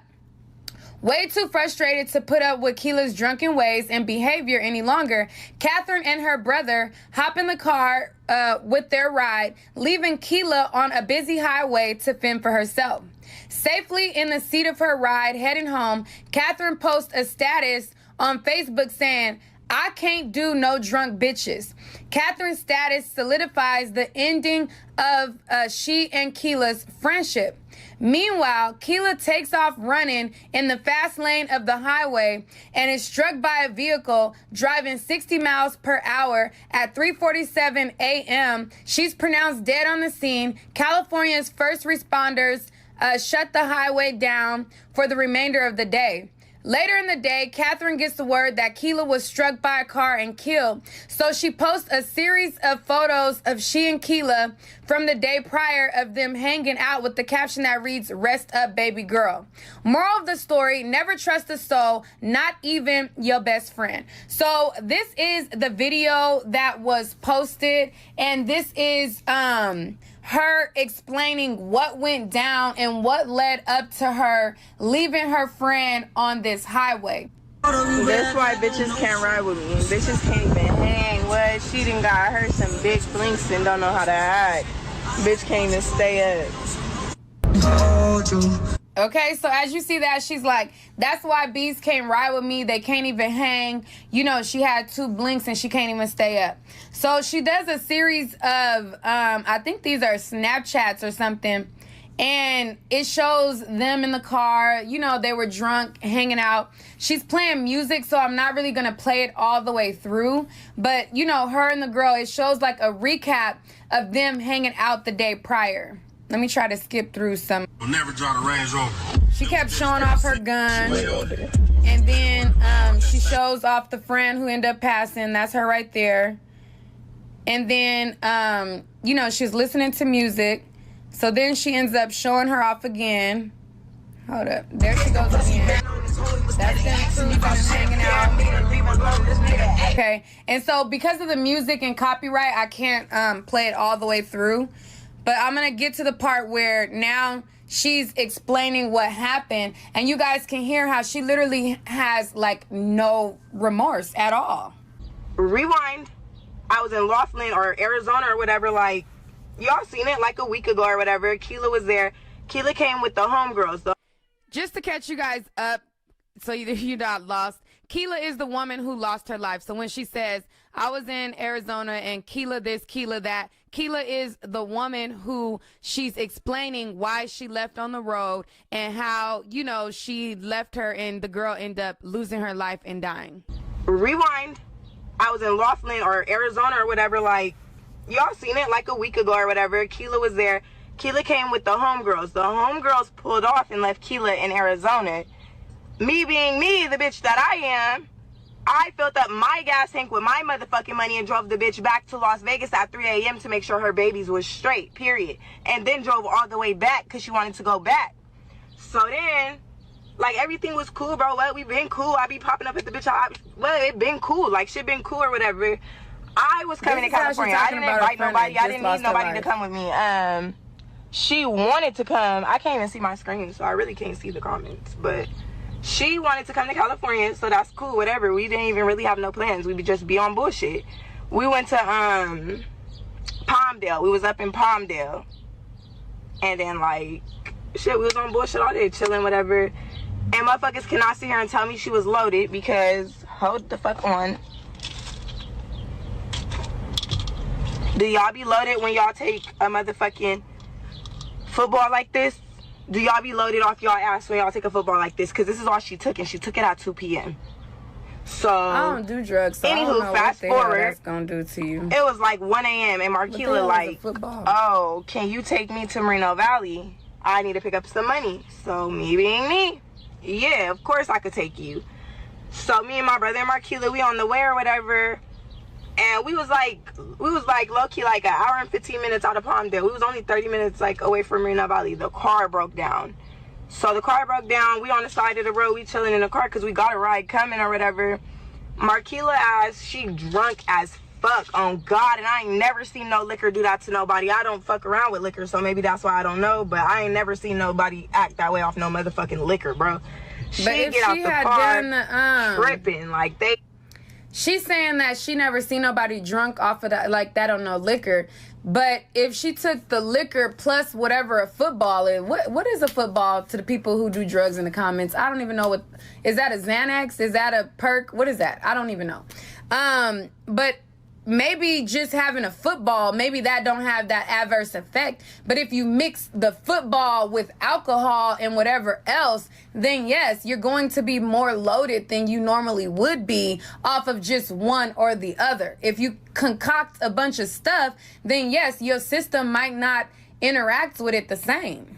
Her and my brother start tripping. She calling them all type of bitches, whatever. They getting into it. They going at it, whatever. That's on them. So then she cool, right? She cool. She like, let me use your phone to call my baby daddy. I give her the phone to call her baby daddy. Like, here, no problem. She call her baby daddy, but she's so loaded. The bitch say, not even the bitch, because I'm not disrespecting her, but that's how I talk. So she call her baby daddy, and she like, yeah, I need you to come get. Mind you, when she had made this video, the girl had literally just died. Like, the girl had died, and then she had made this video like the day after or something like that. The day or 2 days after. But I'm finna take this bitch phone. Bitch, what bitch? Snatch? What? Give me my shit. You're not finna take nothing, and now you can't even call the nigga no more. I'll call him for you. What? On speaker. So, bitch, shut up talking about I'm lying. I can't even see my comments, but I could see that. But anyway, so the bitch like, yeah, she tell her baby daddy come get her, whatever. We into it. The whole time I'm still on the phone with her baby daddy so he could hear the shit. Her baby daddy knows how she get down because he get on the phone with my brother like, oh, she's just drunk. This is how she get when she's drunk. That's cool and all, but I don't have to deal with that. I'm not a babysitter and I don't drink. I don't do none of that, so I don't have to deal with that, period, point blank. So anyway, fast forward a whole motherfucking hour and 15 minutes because our ride took an hour and 15 minutes to come from Palmdale. We all at the car. It's only 3 of us. We're all 3 at the car. Marquila go, what the fuck did she do? For when she went to the trunk, she opened the trunk, she started getting her shit. That's cool, whatever, get your shit. So then I'll call her baby daddy back like, hey, we finna leave. Marquila don't want to go with us. Are you coming? You have to come get her because I'm not driving with her nowhere. Like, acting how she acting. I told him that several times. I'm not finna drive to, wherever, Vegas. Like, I wasn't finna drive to Vegas at 3 in the morning. I was out. So, I tell him to come get her, whatever. This nigga like, all right, I'm gonna come right now. I'm finna come right now. Drop your location. Sent the nigga the pin. I got the text messages to prove that shit. This nigga say, oh yeah, I just put the babies in the car. Got the baby in the car seat. I'm on my way. Mind you, my ride still is an hour away. It takes an hour and some change. So we all right there waiting. She's supposed to be waiting for her ride. I'm waiting for mines. You feel me? So mines pull up first. My brother is telling her, chill out, chill out. We all kept turning up or whatever. So then our ride pull up or whatever. I'm like, bro, just come on, like, get in the car. Because for one, I don't never leave nobody no motherfucking where. Ain't never left nobody nowhere. So then I'm like, bro, just get in the car. She tell me she not finna get in the car, but we could fight. And she said, but I'm finna wait for my baby daddy. I'm waiting for my baby daddy. Bitch, I'm finna wait for my baby daddy. For one, I'm not finna beg no bitch to do nothing, and I'm not finna fight no bitch neither. So, bitch, if that's the options, fight or leave you here to wait for your baby daddy, cool, I will leave you right the fuck here. And then motherfuckers is saying I left her. That is a grown-ass woman. I didn't leave shit. She had the same opportunity to get in the car that I had. Nobody didn't tell Marquila you cannot get in this car. Matter of fact, I told her, Marquila, get in the fucking car, and she didn't want to do that. So then, what happened? Oh, look, even... For one, my phone is stupid. I can't even see none of this shit. I can't even see the screen. Why? Because Marquila on some drunk shit broke my shit, threw it in the street, in the freeway. Threw my fucking car keys in the freeway. My brother had to go look for my keys in the freeway. Whole time, y'all, Marquila was the one driving the car. Marquila come back and say, what keys? I never even had the keys. I never even drove. Sis, you just drove us all the way right here. You drove until the fucking car broke down. What do you mean? So then... I get the keys back. My brother go find the keys or whatever. We back in the car chilling. We're just chilling. All of this is going on before the ride even pulls up. This is all before the ride even pulls up. We're just right here waiting. So then when the ride did pull up and Marquila said she wasn't getting in, she was waiting for her baby daddy, I'm still a good ass homegirl, bitch. What? I gave that bitch the key to my Benz. Left her with the car. Like, hey, the car don't work, but you could sit right here and wait for your nigga, though. You could sit right here in this car and wait for your nigga. And I don't know what happened in between time or after time. I pulled off. That's what the fuck I did. Yes, at 3 in the morning, I pulled off and took my ass back in the house where I belong. So I don't know when or why she decided to do what she did. But that's not my fault. And I don't know how that equals I killed her. What happened after that? Yeah. All right. So that was one of like a big story on my channel. It had 4,000 comments. And it was a lot of people chiming in. This was like a huge story that I had posted 5 years ago. So again, when people say like, I don't have no regard for the family or I'm just sharing one side. I've done, number one, my friend died from getting out of her car. I've seen videos of people falling out of cars. I have my own story where I stepped one foot was in the car, one foot was out of the car. And I fell out of the car when my cousin was at a stoplight, wasn't even going 25 miles an hour, 20 miles an hour. She stopped at a stoplight. I stepped out. And when the light turned green, she drove off. I literally have the scar still today. Also, I'm listening to one person give a account of what happened. I am also a person who has lost not only friends, but family members. I know how people grieve. I know that people have anger and grief, and a part of grief is blame. There is a lot of people who blame in those situations. So if it feels like I don't have empathy to you because I'm not automatically saying that she's guilty because I have one person telling a story that is rightfully so angry, then hey, it is what it is. My condolences goes out to all of them, and hopefully they find the truth of the matter. I just am not at this stage going to say what happened when no story tells us exactly what happened. So there's that. If y'all want to call up and speak on what y'all think about the story, y'all can. But yeah, so that's my opinion about it.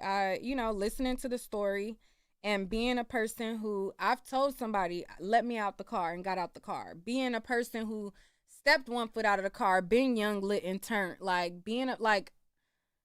I think that her version is plausible. The theory of him getting hit with a Hennessy bottle and pushed out of that intersection, to me, I don't know. I believe the other theory over that one. Not saying that she didn't do it, but she could have did it. She could have been the one to hit him with her car. That's why I also want to know if there was proof of damage to the car. Was there damage to the car? If there was a sedan that reported as if somebody witnessed him getting hit by a car. If he did get hit by a car, is there blood spatter? Is there damage? Because, you know, if he has blunt force trauma and there's blood in the area, then blood would be on her car. Is there blood on the car? Is there blood in the car? Is there blood outside the car? Is there, you know, what other things corroborates that she is the one who did it? Not just a theory, but actual, okay, this is why we think she did it. The car got a dent on the left side, right side. There is this or that, you know? That's kind of where my mind is going, you know? Somebody said,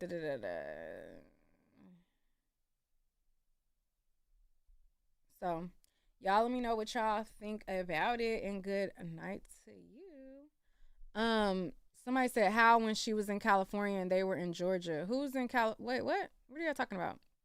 The video that I just showed is not the video of the person in this story. The video that I just showed is the video that was of a story that I covered 5 years ago. Please don't confuse the two stories.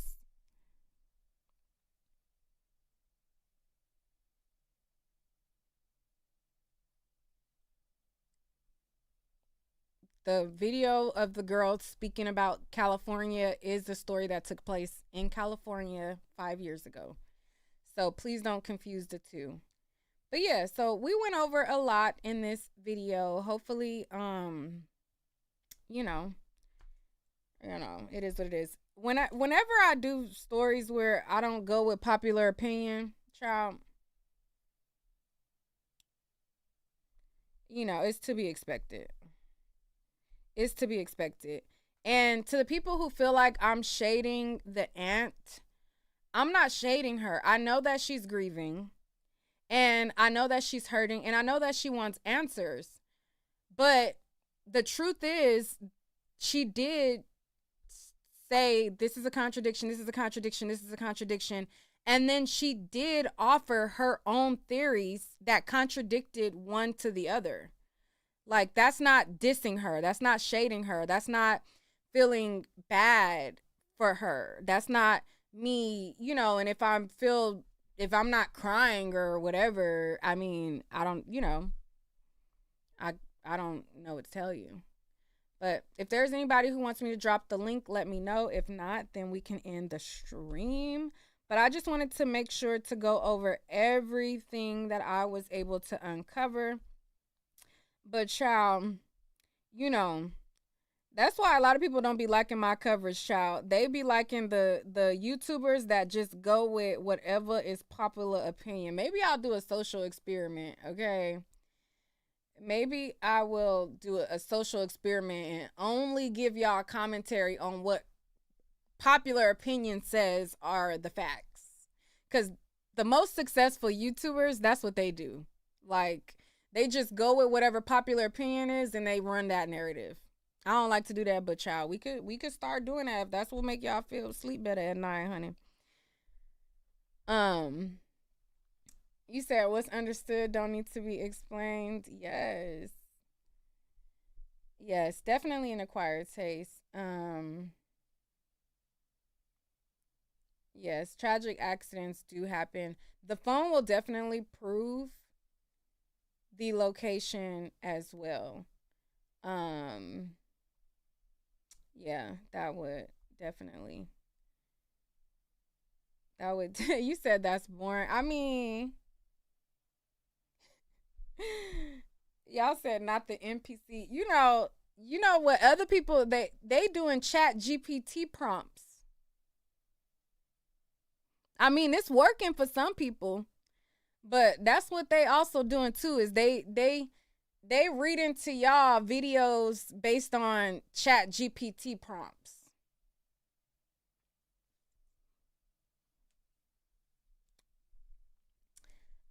You said I can't wait for the full autopsy to come out. Yeah, I think that would definitely have a lot of answers. And it sounds like they're close. I mean, she said that they already did the autopsy, but they just pending more information. So, they will have it pretty soon, you know. But yeah, so I suspect when I end this video, you know, the people who weren't in the comments, you know, I'm sure there's going to be a lot of, oh, you just shading the aunt. No, I'm not. Like, you just got a connection and you just, you know, and I mean, never mind, let me shut up. But anyways, that's all for this video. Y'all didn't, you said you hate the chat GPT. Oh, thank you. Right. They want, yeah, they definitely, like, a lot of people, what I was going to say is, you know, if they connect with a person, like, you know, they connect with the aunt, they want, like, me to exude how they feel. That's not realistic, you know? I'm keeping an open mind about the story until I get more definitive facts about it. But thank you so much, Yolanda, for the super chat.